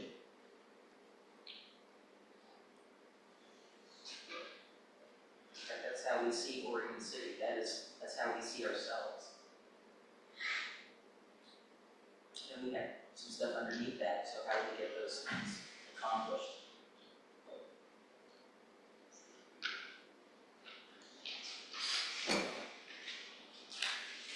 traditionally, this group has had, you've had 3 biennium. As you've put out your long-term goals, this is the 3rd, it seems, of those that you're heading into. And so at the risk of, saying wait on it, which you certainly don't need to, you will likely be revisiting all of these quote goals and your mission and your vision 2 years from now. To Tony, to your point, we're committed to this, we're staying the course for the time. Is that the best option for the commission, for the staff at this point?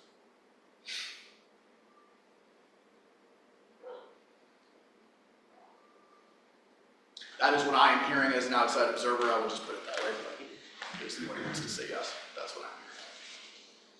So say it one more time. You will have an opportunity to revisit all of these goals, including that particular goal, in 2 years, because that's how your cycle is generally worked. But for the time being, you've committed to these goals and seeing them through. So going back to what I had talked about earlier this morning, I don't have a problem with using the term DEI. For me, it was how do we make sure that we're at a point where this doesn't need to be a goal. And I think from what I've heard with this 6-year cycle type thing that has been talked about, I'm comfortable with it staying as it is, and I don't really feel the need that it needs to change into something different. But I think maybe expanding it to also, because a big part of it has been employee retention, and that has been undertaken by HR and the assistant city manager. And I guess what I was trying to get at was how do we include that as well? Because inherently in DEI, it's talking about a safe and welcoming community, both internally and externally. But like we were talking about with infrastructure and parks, like people don't think about parks when you say infrastructure, and I also would go on to say that people don't think about I guess usually wouldn't think about employee retention and that kind of stuff when you throw out the word DEI. I agree with you to a point, but the whole purpose of doing the internal review, maybe employee retention was the outcome, but I don't think it was the goal. I think we were trying to find out how we can work with all the employees to increase the culture, change the culture of the city. Employee retention is a bonus. That's why the state survey came later. It didn't come first. It came after they started doing the training. So it is a result of that this will help keep employees because they will feel that we are an inclusive environment to work in. It will help with recruiting. It will help do all that kind of stuff. But it wasn't I don't feel it was the initial goal. I'm glad that we did that because I was going to be asking, gee, what do we think? What did they think? So I think in terms of the goal itself, I still think it's a goal, but I like the broader perspective of the commitment statement. I just don't know how. I'm just not. The worldly sort of genius thing is not coming out as to where it would be on here. I mean, we've got a lot of words on here. Yeah. Like I said, I like our mission, but maybe that commitment statement is our vision instead of what we have. We have embraced and advanced Oregon City's historic role as a regional leader. I think maybe the vision is that statement maybe. I think that's too focused to be a vision. It's one part of a vision, of what our city would be like, but it isn't the vision. It is a part of the vision. Right. Generally, crafting your vision is also an extensive Yes, exercise. we do a lot in there, so I'm not Adjust saying to change the the whole cycle. Which I'll throw out. I think the vision we've got on this page is terrible. I said that 2 years ago. I'm not saying it's the best one. But that's a discussion for another time. So diversity, equity, and inclusion slash safe, inclusive community is slash something else focusing on employee, community building. I mean, like if we worked on something after, like goal 1 right now, diversity, equity, and inclusion slash safe, inclusive community, you know, if it's something that incorporates something around employee. And organization, I think covers it. That's why we said organization, because it covers us, we're the organization. Safe, inclusive community and organization. Resulting. Resulting. Yeah. Resulting. Instead of inclusive, I would use welcoming because inclusion was used in Safe, just prior. so slash safe, welcoming community and organization. Resulting in this, This is just a goal. right, I was saying it's a goal. Safe and welcoming community and organization. We can, Yeah. yeah. I think just we taking can write it down, it's gonna come back. Yes. We can think on it, maybe see what it feels like in a week or two. Yeah. It's kind of short. Yeah. Yeah, since inclusion is already included. Yeah, including. Gotta make sure we Including inclusion after the inclusion would be. You're reading on this sheet. I was gonna say, there was no slash on that. One, Parks, open space, bee farm. one question, before we get back to that. There was a comment made earlier about should tourism be moved to align with parks? And I think what I heard was really, it was more about, because we have economic development and tourism together, we were saying just put economic development first, tourism second. Yes. That's communicated, okay, just wanna make sure I heard that. Okay. Nate, I think we should take a break. Yeah. I think, Tony, let's grab some time on how to close out that one. All right, let's take 10 minutes. So 3:05. Before you go, real quick though, as you are on break, I'd like you to think of 2 things that we're going to talk about, including parks when you come back. Number 1, do any of our goals take priority in the next 2 years? TBD. And somewhat counter, in fact, to that, is there a desire to denumber these goals? I've heard it said many times that this creates confusion. Whether that's true or not, I'll leave it to you, but a question we'll be asking you to close out our time. Okay, thanks. 10 minutes. Okay, 10 minutes.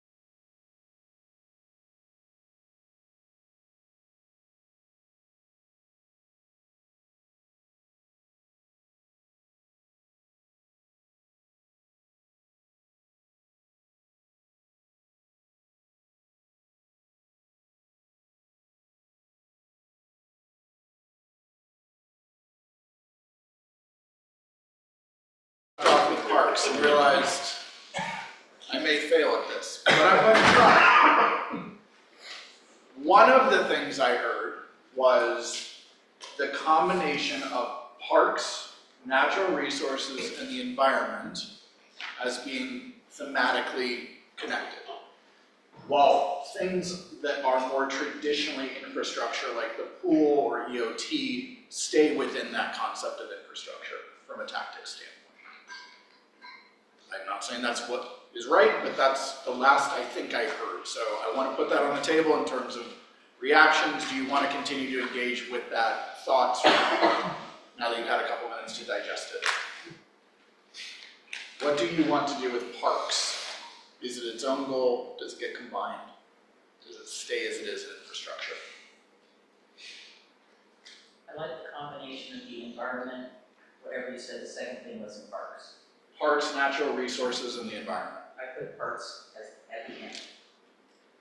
So natural resources, or the environment, natural resources, and parks, they all kind of silo down into each other. Because parks are part of the environment, there are some parks that are natural resources. I support that combination, I don't support state parks alone.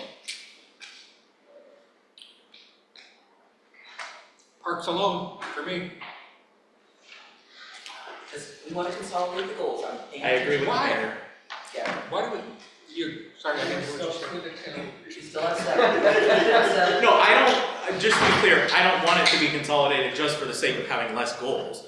I want it to be consolidated because if we were to leave natural resources alone, I don't think it has enough initiatives to warrant a full goal. Okay, Call that. okay, so then where is pool and EOT? In infrastructure. And that's where it doesn't make sense to me. Because of the fact that they're on one SBC calculation, one master plan, one set of priorities. I mean, I'm fine with having parks with natural resources and environment. But to me, everything that's a part of, under the heading of our Parks and Recreation staff ought to be under that goal. And I know there's others that overlap, but if I make another one, it's messy. Well, I could support that. If we were, if we were to get to three of us, if it's parks and natural resources, which I feel strongly needs to be together so that there's enough initiatives on there, but it includes the infrastructure aspects outside of the traditional transportation, water, that kind, then I'm fine with that.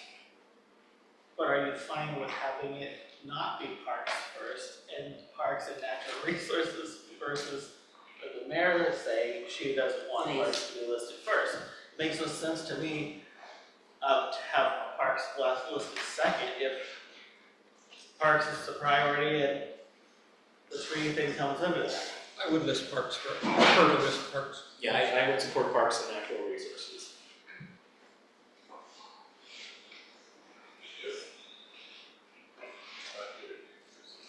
If we prioritize, if it's clear that we're prioritizing because what I don't want is, and we're getting to that question, I think, in a second. I guess my concern is equating the two by placing them in the same title, and they're not, to me, that's not, they're not the same. To me, parks has been such a priority over the many years and been neglected for so many years. It's a massive priority, and it might be the top of all of them for me, on this whole list, but, so if we're clear of that. So can I be clear? I'm hearing consensus at least here around parks and natural resources inclusive of the pool and EOT.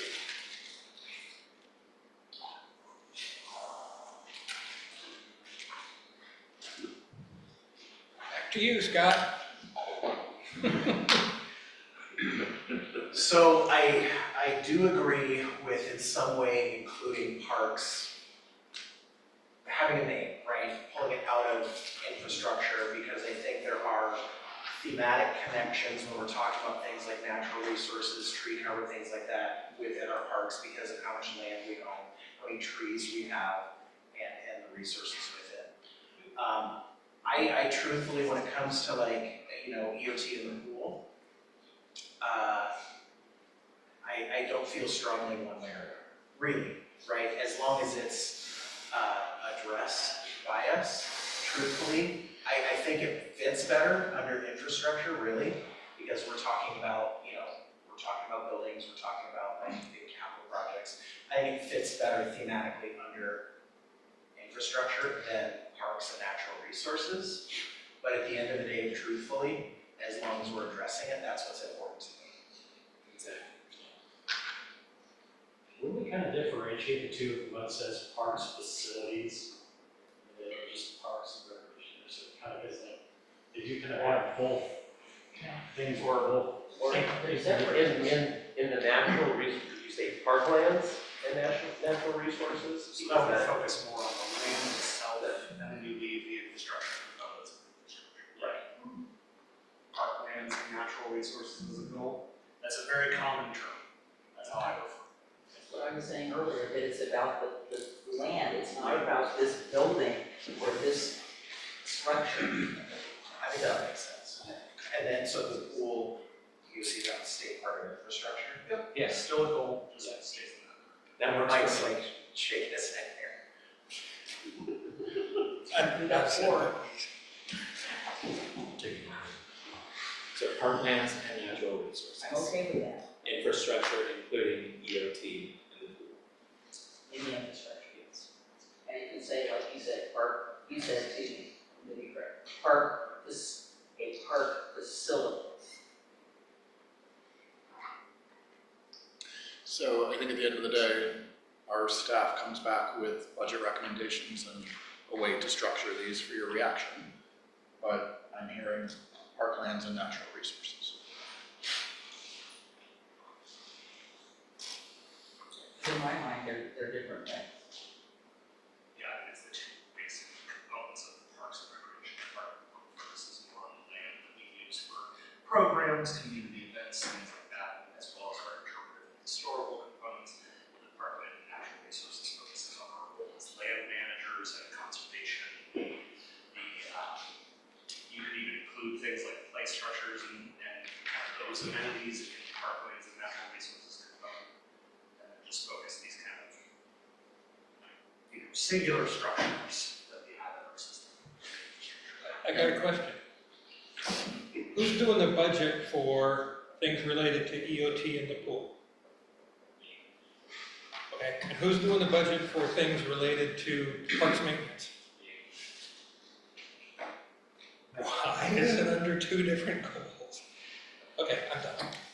Well, the one who's doing that, preparing that budget himself is advocating for that split. I think that makes sense. From a day-to-day operations, I'm fine tracking two goals. That does not, that's a messaging thing to the community. I can track goals in infrastructure. I think my view is, I think it's important to call out the parks themselves. And the parks master plan has these pool and EOT goals, but we also have 26 named parks that have deferred maintenance, and we have those as priorities as well. And so this gives us the opportunity to focus on one.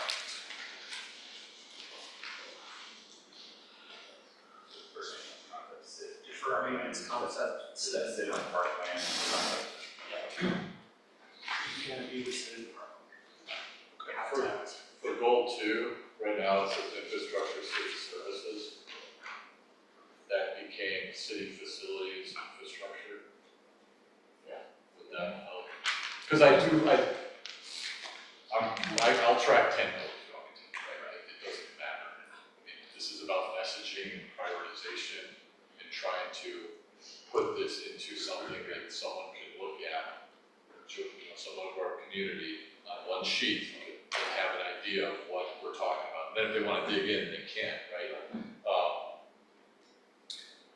I just know, after all the work we've done over the last 2 years, that the pool is a huge priority for, I think, every member of the city commission, right? And so it feels elevated in priority and urgency and heavy lift of location, size, payment, what it is, right? I mean, so I know we're not really prioritizing each one of these, but I know it is a priority, right? So how do we tease it out a little bit? I like what you said. Facilities and infrastructure. You know? No, because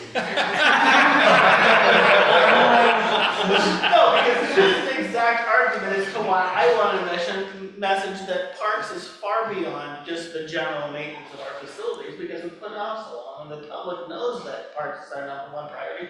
That's why I don't think it's weird to have it stand alone as a goal, because that's one of our number one goals, and it has been for decades. People, when I tell them that we have a backlog of park maintenance, I get generally, oh, I wasn't aware of it. Oh, come on. I know, I just said, have you been to a park lately?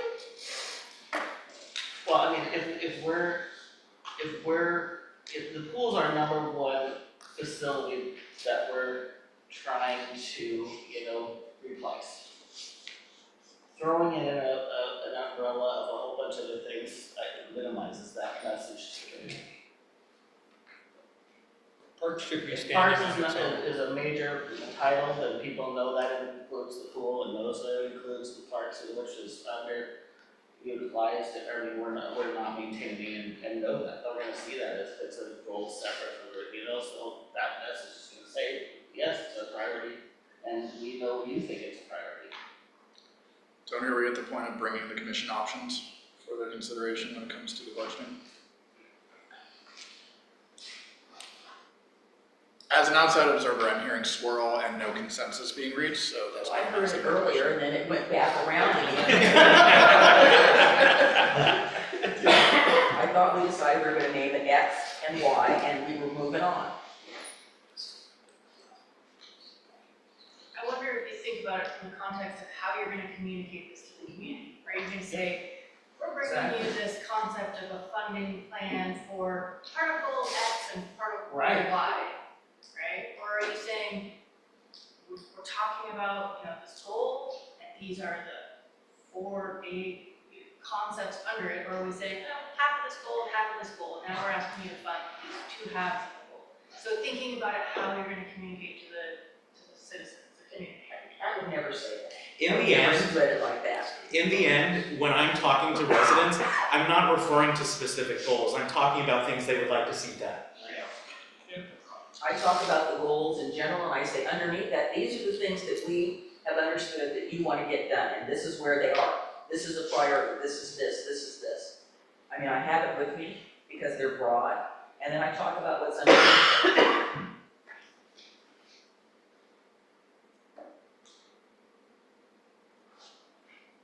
Some of the concerns seem to be around, whether it's needing a specific department or whatnot.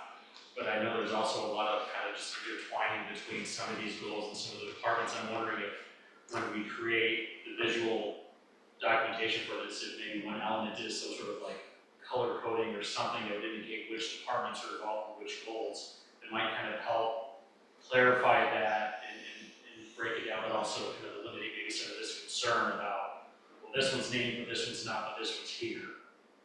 I don't know if that's maybe kind of could alleviate that or not, but it's kind of what's popping in my head right now. And then what colors would we use for each department? And we're in the final hour of our time together. Maybe we'll use a letter.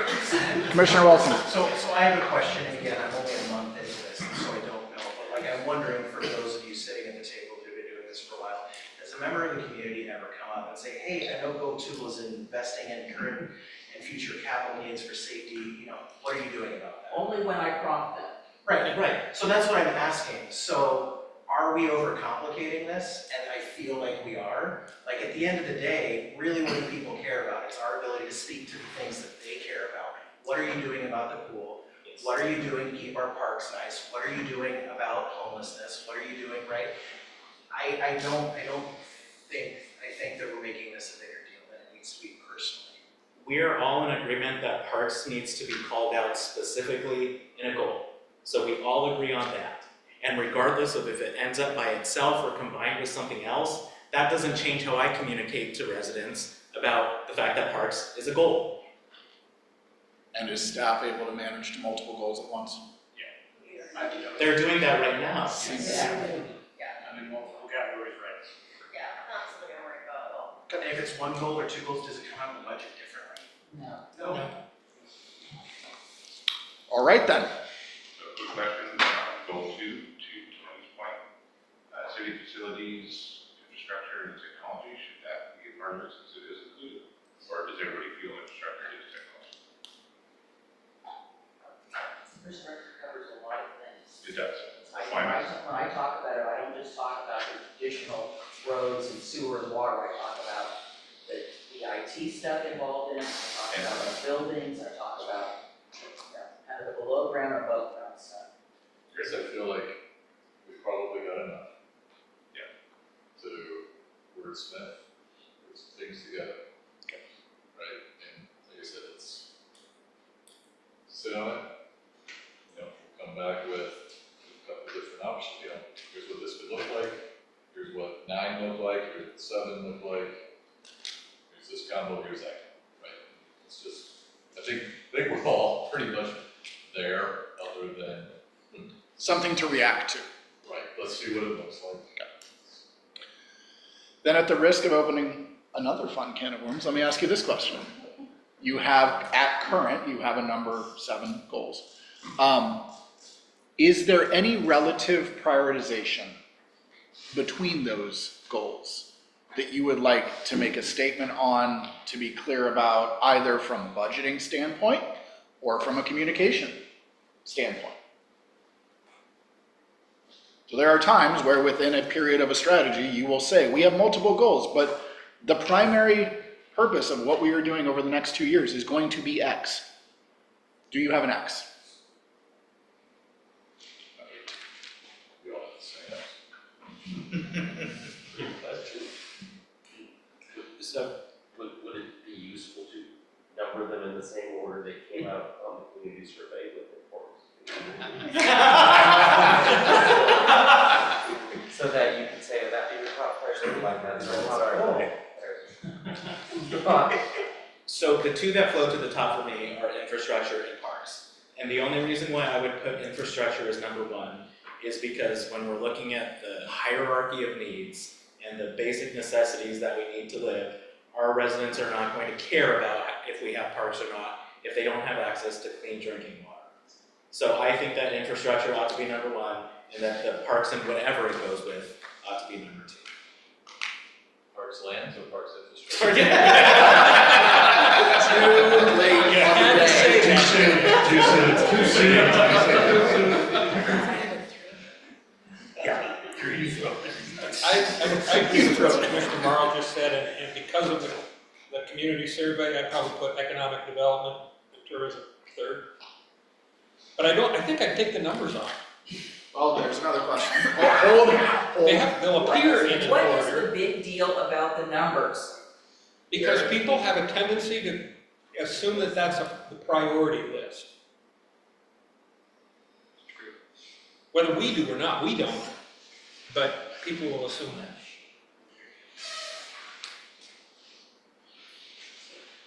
So let me use the land use system. So the reason that goal 1 is number 1 is because it's important in terms of getting to all the other goals of the we have 17 or 19 statewide planning goals. Number 2 is not more important than number 19, but number 1 is citizens shall be involved in all phases of the process. And all the other ones come underneath it, but they're not prioritized by 19, which is dealing with the coastal stuff, is not more important than number 5 or number 7. 2 questions that we're mixing together here, and I'd like to separate them. 1, we are having a conversation on infrastructure, parks, and ECDF as being relatively higher priority. Whether you choose to number those or not, let's put to the side for right now. But staying within that, does the commission want to communicate that those are of a higher priority, either to staff or to the community? And Adam, it might hurt you both already, so. If they're all down on the list, they're important. But if we don't have a safe, inclusive community and organization, then the rest of them don't really matter. They do matter, but just put them on the list. They don't have to have a number or a color or an alphabet letter, just, you know, he suggested emojis, but I don't think you want to go with We could put a heart next to all of them, you know, and we're still be We okay. could each put a dot next to There each we one. go. He had some other suggestions which I thought were very innovative and very, creative. He's a WI. Okay, so they are all on the list, they are all important, Yes. and we could potentially not number them anymore so as to communicate that relative equality? Any Yeah, I can see objections? myself talking, well, bullet point, let me see now, bullet point, blah, blah, blah. So again, I'm going to ask, because I don't know, is having them numbered actually an issue? Like, are we getting feedback from the community saying, I don't like that this is goal number 4 because it means that you're prioritizing this over it? I don't know. I've never That's heard my that. question. And are we creating an issue that doesn't exist? Well, I have heard that about DEI being one. Not that I agree with it, but I think that's why we're talking about this. That is one of the reasons this came up. That doesn't mean that's not. Yeah, that's what I'm asking. People have not said that to me, I just go through them and I talk about it. And I generally don't start with this first one, I start with kind of what they're focusing on. I still think infrastructure is number 1. I don't want to number them. Just put them down. Okay, so, To appear don't- in some order. okay, we don't wanna number them, fine. At the end of the day, this is a budgeting exercise though, so does look, there's discretionary dollars, there's only so much in the pie. So, does the commission want to communicate anything to staff about how they should think about budgeting and the proposal on budgeting when it comes to these priorities? Excuse me, these goals.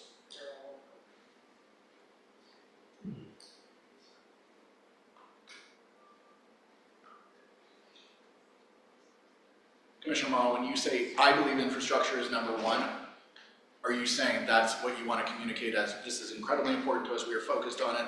Or would you like staff to actually say, we are going to divert additional resources to infrastructure relative to other? I think it's more of part of the messaging component, rather than the budgeting aspect, because I think that I don't expect it to necessarily, I don't expect any of these to necessarily pull more weight depending on how they're ranked. For me though, looking at what it is that a city is supposed to do, and what it is that we're constantly hearing from our residents as their concerns, and the current state of how screwed up the state's transportation funding is, this, like I said earlier, is what leads us to the other ones of housing and homelessness, of economic development, of having strong community engagement so that people are able to have their basic needs met before they're able to come and testify at a city commission meeting, before they're able to make their voices heard on a community DEI task force or whatever we decide to call it. So I think that all of our goals stem from having strong infrastructure. And Dana, you can pay me later. You know, we could just take this back, wordsmith it, put them on a sheet of paper based on the community survey. What was highest to lowest, and then come back to the commission to review. We have to make some decisions, and if we can't, we'll all 5, just write down, rank them 1 through 7. If we can't get to consensus on that, I mean, that's a way to do it, is, you know, where is this an importance to each of you individually? And then, you know, that becomes what the consensus is, and it's on a horse trade a little bit. But, you know, like I said, we have input from our community as to what the priorities are that they've identified. You know, that could be the basis for the beginning of how this starts to shake out a little bit. Mayor? I agree with Scott, we are making this unnecessarily complicated. It's like, oh my God. We are so far down in the weeds now. All of the goals are important. They are going to be prioritized by funding, they're going to be prioritized by you know, what we think we can get done. I think having us rank them they're all important. We wouldn't be making the goals if they weren't all important. And I don't disagree with you, they're all important. One feeds into the other, and they all are going to get some attention. Some may get more money for this than that, but I don't want to waste time ranking something and doing this when, you know, we've determined that these 6 or 7 goals, those are important. We can communicate in many different ways to our constituents and our residents and our citizens about how these are going to get accomplished. I don't think it really matters in the end. We've got them down on one sheet of paper to make it easy to understand. We give it to somebody. We can do the elaboration about where it's going and say, hey, you know, we're going to be talking about this thing, this infrastructure. We know that was in the community survey. You know, I've had somebody refute me about, well, the community survey didn't talk to me, and I go, I understand that. They didn't talk to me either, but it's a representative sample. So somebody wanted to debate me about that, and I just said, I don't do that. This is what the representative survey said. Why, just put a title, take away the goal 1 through 7 and just title it. This one's homelessness, this one's infrastructure. We already have a title. Commission goals, I mean, so nobody's gonna get hung up on the order, right? If you don't number it, it's like, oh, this one's at the top priority. Do it alphabetical. You know, we've got disagreements here. I'm just trying to figure out what folks are comfortable with. If nobody cares what the order is, we'll pull them out of the hat and put them on a sheet of paper. Get them on a sheet of paper, that's what I want. I want to be able to go talk to the community about the new goals, and I don't care where they are in the thing. No one's on top. Let's just get them down. And I think what I did hear from Commissioner Morrow, which is important because this is ultimately a budgeting conversation, is it's not actually there's no message about the budgeting that we're trying to put out there. These are equally important goals. We're going to fund them according to what we said the initiatives were that we were going to do. To the best we can, or transportation, right? It's gonna be focusing on lobbyists to try to get the additional funding that matches for the local level, right? I mean, yeah, some of this is budgeting, some of this is we need state and federal money for county. Rocky's got a wagon.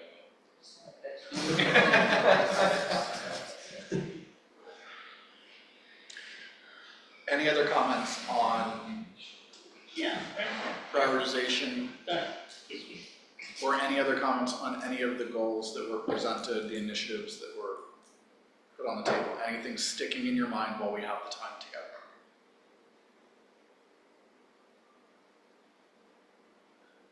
So the mention of the lobbyist thing that has come, that's what, I mean, we mentioned lobbyists all day long, so where does that fit in? Is that a future goal? Is that I think you said it was a tactic that supported. It's just kind of buried in the problem.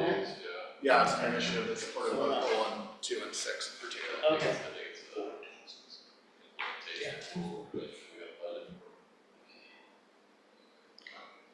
Sean just brought up a good point, it supports 2, 6, and 4.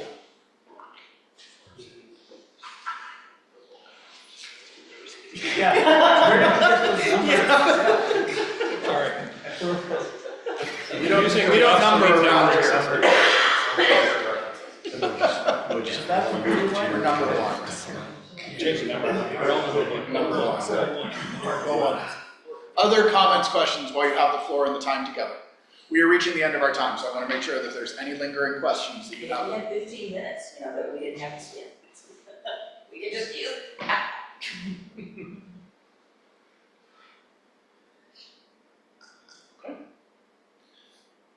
Tony, I'm going to turn it over to you. Can you just give us a quick overview of where the process goes from here, just so we're all on the same page as to what we do with this? Yeah, so I mean, we take this back, we'll work on taking what we've heard, wordsmithing, putting this down into probably something similar that we have both for kind of a one-page messaging as well as kind of more detailed component that we use on the quarterly updates. You know, I think as we work through it, you know, I think we'll try and capture in kind of concise wordsmith way that that we we can put on paper, bring it back to the commission, and then see what the final edits look like with input from the commission, and then, adopt that. I feel like, that pretty much everything that we've talked about today, like, when we bring this back for adoption, we're probably not gonna be yanking things off or adding newer things. So we will be trying to now incorporate this into our budget process. So everyone's turned in their budgets. And this was part of the process, was we were gonna go through this exercise, and now essentially we have our baseline budgets, and then we have an ad sheet, right? So what are the ads that are outside the norm, right? And so some of these things are probably gonna end up on an ad sheet that then it gets rolled into the budget presentation, the budget discussion that's coming up. So they're running parallel. Now things change, it's, like I said, I feel like probably this is probably 95%, maybe there's some tweaks, maybe there's some, oh my gosh, I forgot to talk about this, we discussed it, right? But, and that's fine. This isn't locked in, this is gonna change as we go through this process a little bit, but it is going to now start us discussing and talking about, okay, we've turned in all of our budgets that are for existing services. This is kind of the ad package on the side. And so it's gonna be, okay, Aquila has these 2 or 3 things, Parks has these things, and so that's kind of the process we're working through. But the actual commission goals, kind of document, we'll be putting that together, bringing that back, and then the budget component will incorporate whatever gets adopted, and then that'll be part of the budget hearing process. Does that seem reasonable?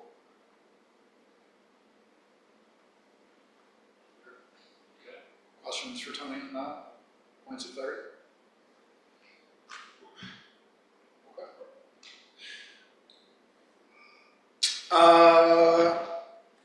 Indulge me for 30 seconds. I moved to Oregon 8 years ago. I'm your neighbor. I live across the river. I acknowledge that, for better or worse. But from the first day, I was aware of the importance of Oregon City, not only to Clackamas County, but to Oregon and to the West as a whole. And so I'm thrilled to see how much you have engaged and continue to engage with your history, with the responsibilities that you have as leaders in your community. So to both those elected and those who serve, thank you for all that you put in, not just today, but over the course of many years of service. With that, we've completed what we said we were going to complete. We've got some direction to give to our staff. We've got an opportunity to communicate to the community.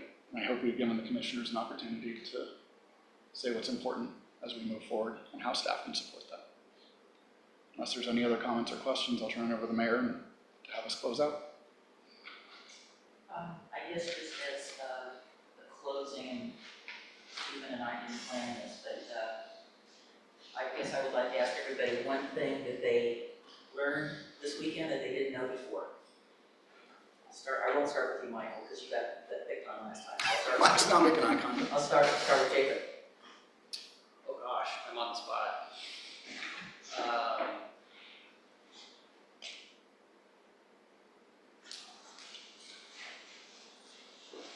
Stop, come back.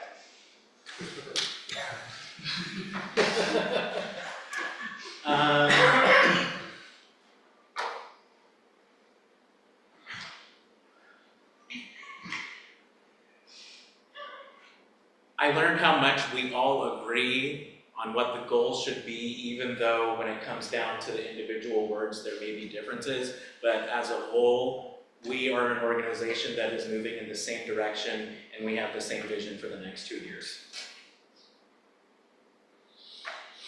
I'm not skipping you, Nate. I was excited to learn you want to be a bee city, because I'm an apiarist, a backyard apiarist.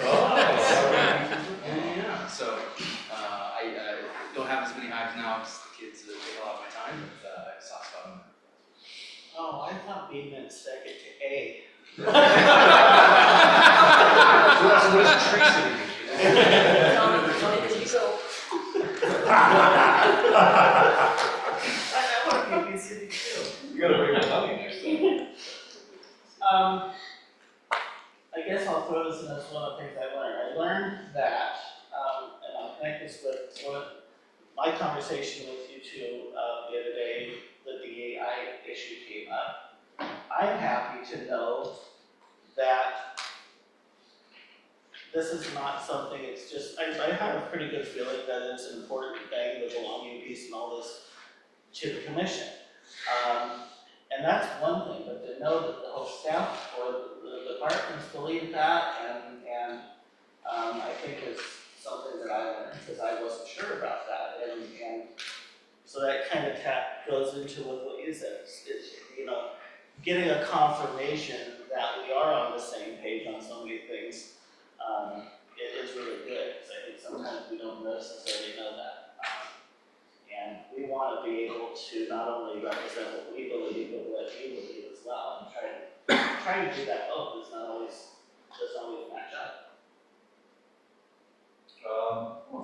I mean, I learned a lot. I think it also is a learned confirmation of just, I just appreciate how far we've come as an organization, as a team, as a commission and staff relationship.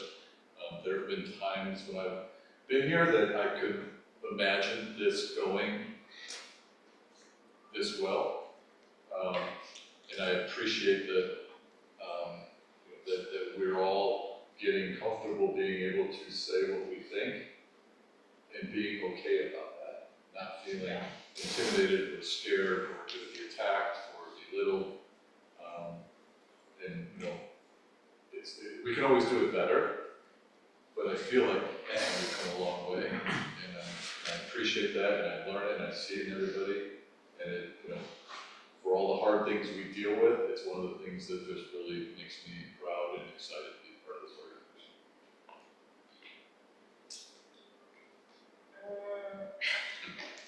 I don't know that I have much more response, honestly, to this prompt. I think it was interesting learning about some of the, what was it, what we call geniuses, and some of the other ways that.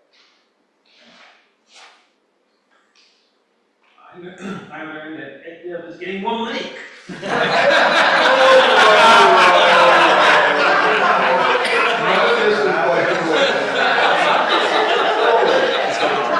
Meeting adjourned.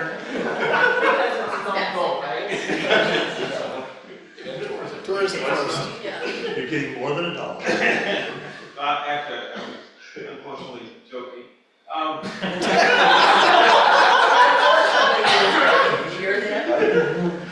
But I think I learned how our mission negotiates.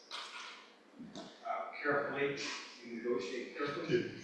You try to respect each other's positions, but you work at it, you have a certain tenacity to get to a certain point. So I learned how we negotiate. And that's how leaders should do it. Respect each other's position, try to get to it. I learned a lot, more than I can, name, but I think at the end of the day, what I learned is something that had already been shared with me, that we can disagree, and that's okay. But at the end of the day, we're still working together towards the same thing, and that's what we feel is best for the city. I learned that the boat ramp's about ready to fall out. This isn't that far to go. Yeah, yes. You notice like you never see me on it. Yeah. No, I don't have a boat to go down the ramp, so I never use it. I think I don't know if it was so much of a learning. I really appreciate everything that everybody has. For me personally, being in technology, knowing that back office, I just really appreciate that everybody realizes how important that is, especially in today's world. I don't think that was much of a learning thing. I can't really do that, but it's very apparent. And just love the fact that I agree that we can all talk together, we can all disagree, but be respectful. I think mine's pretty similar. I know we each come to this table with something that we're passionate about and we want to fight for it. We want it to be the top priority and we want everyone else to care about it as much as us. But I think in the end, we all hear each other, we listen, and we, take that in, and I think come out better with taking all those perspectives. I'm gonna miss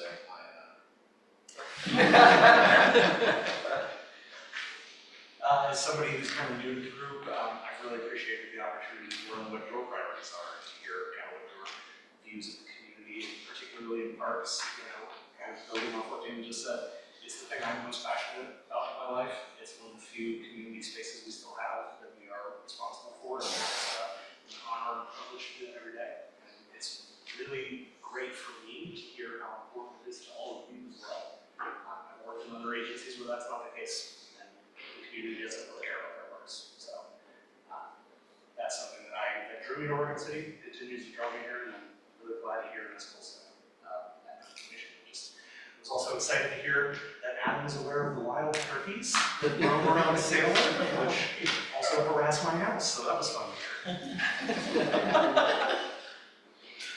I learned that that's an apiary. I also learned that everything falls under the parks category. In the trawlers.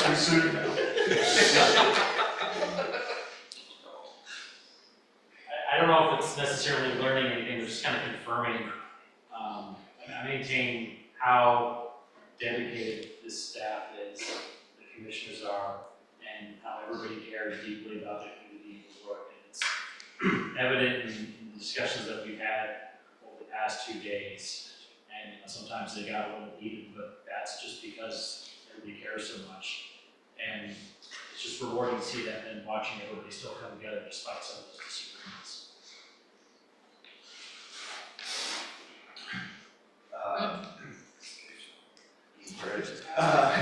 I think those extra 15 seconds. Well, I take more than that 15 seconds. I think, I was realizing this is my third time just kind of seeing this process.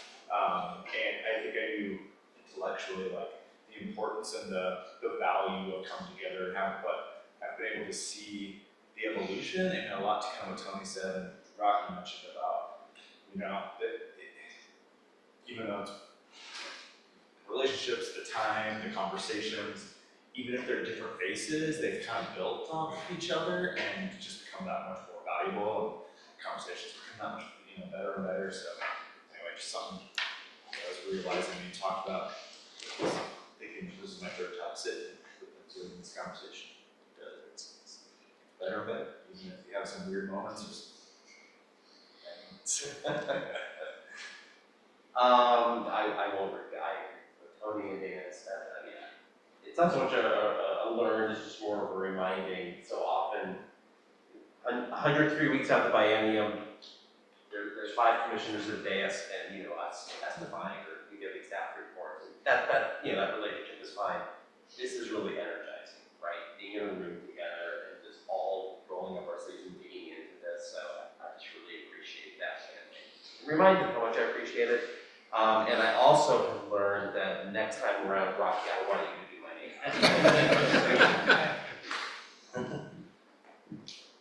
Well, I appreciate, I've learned how many accounting terms are being used in this discussion like HAZMAT. I do think that this is telling me a lot about the next 2 years what it will look like. I've seen a jillion commissions over my career, and it's shaping it to be one of them. And I've seen a jillion staff combinations in my career. This is a brand new staff combination.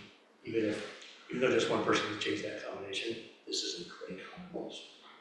And I think that was demonstrated today and yesterday. Looking forward to the next 2 years. Yeah, I think I learned or just reaffirmed it is a safe space to ask questions or throw things out there. And yeah, I'm impressed with the set of goals and initiatives, and it's robust. There's a lot in there. And I think that it shows that we're maybe coming into the bigger city that we are. It's not necessarily a small town. I mean, we're the second largest city in Clackamas County, so we have a lot of responsibility, and kind as department heads, we meet once a week, right? We work really closely together. So I think it's super valuable when we do this. Even though it's every 2 years, we started doing the yearly updates. I think that's valuable for us to hear what the commissioners are hearing and the mayor are hearing from the citizens and reinforcing what we're doing and setting goals for the future. So I think it's, and then coming together and learning from all of us.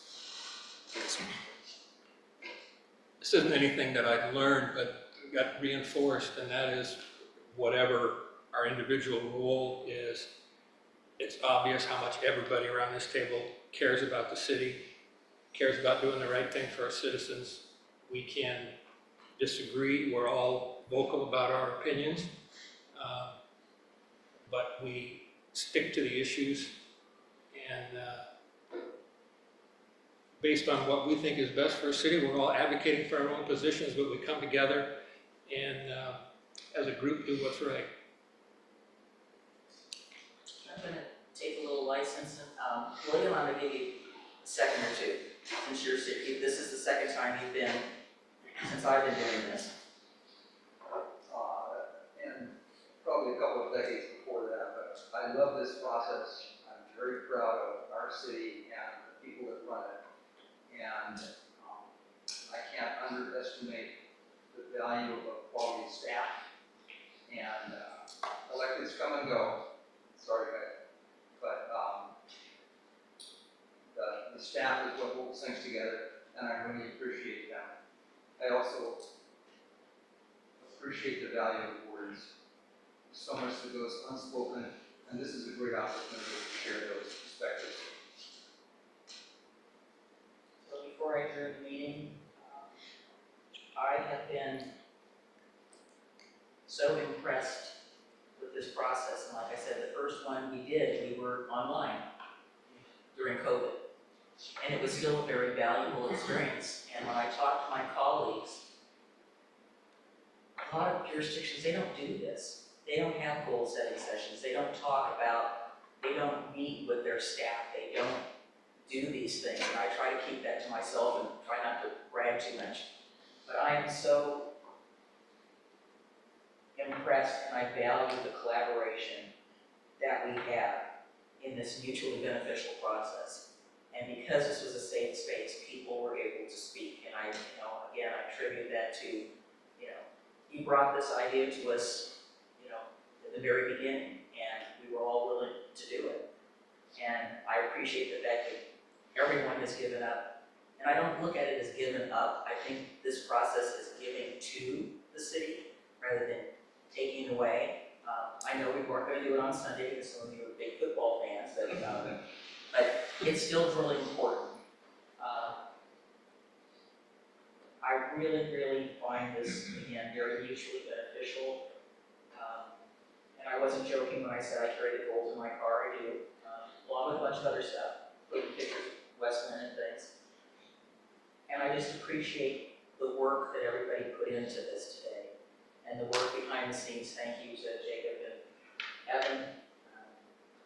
You did a stellar job on upgrading the food, which is good. It wasn't a lot of junk food. But thank you everybody for coming together on behalf of the city that we love. And even though Aquila thinks we're a big city, Oregon City is, again, it's our hometown. It's our hometown feel that makes this community what it is. And it doesn't matter, I get a little crazy sometimes when I think that we're edging up to, it's 38, we're edging up. And that's like 30,000 people when I moved here. But it's still that people driving by you or walking by you that are waving to you, that are acknowledging you. I don't see that in other places. Very, very unique here.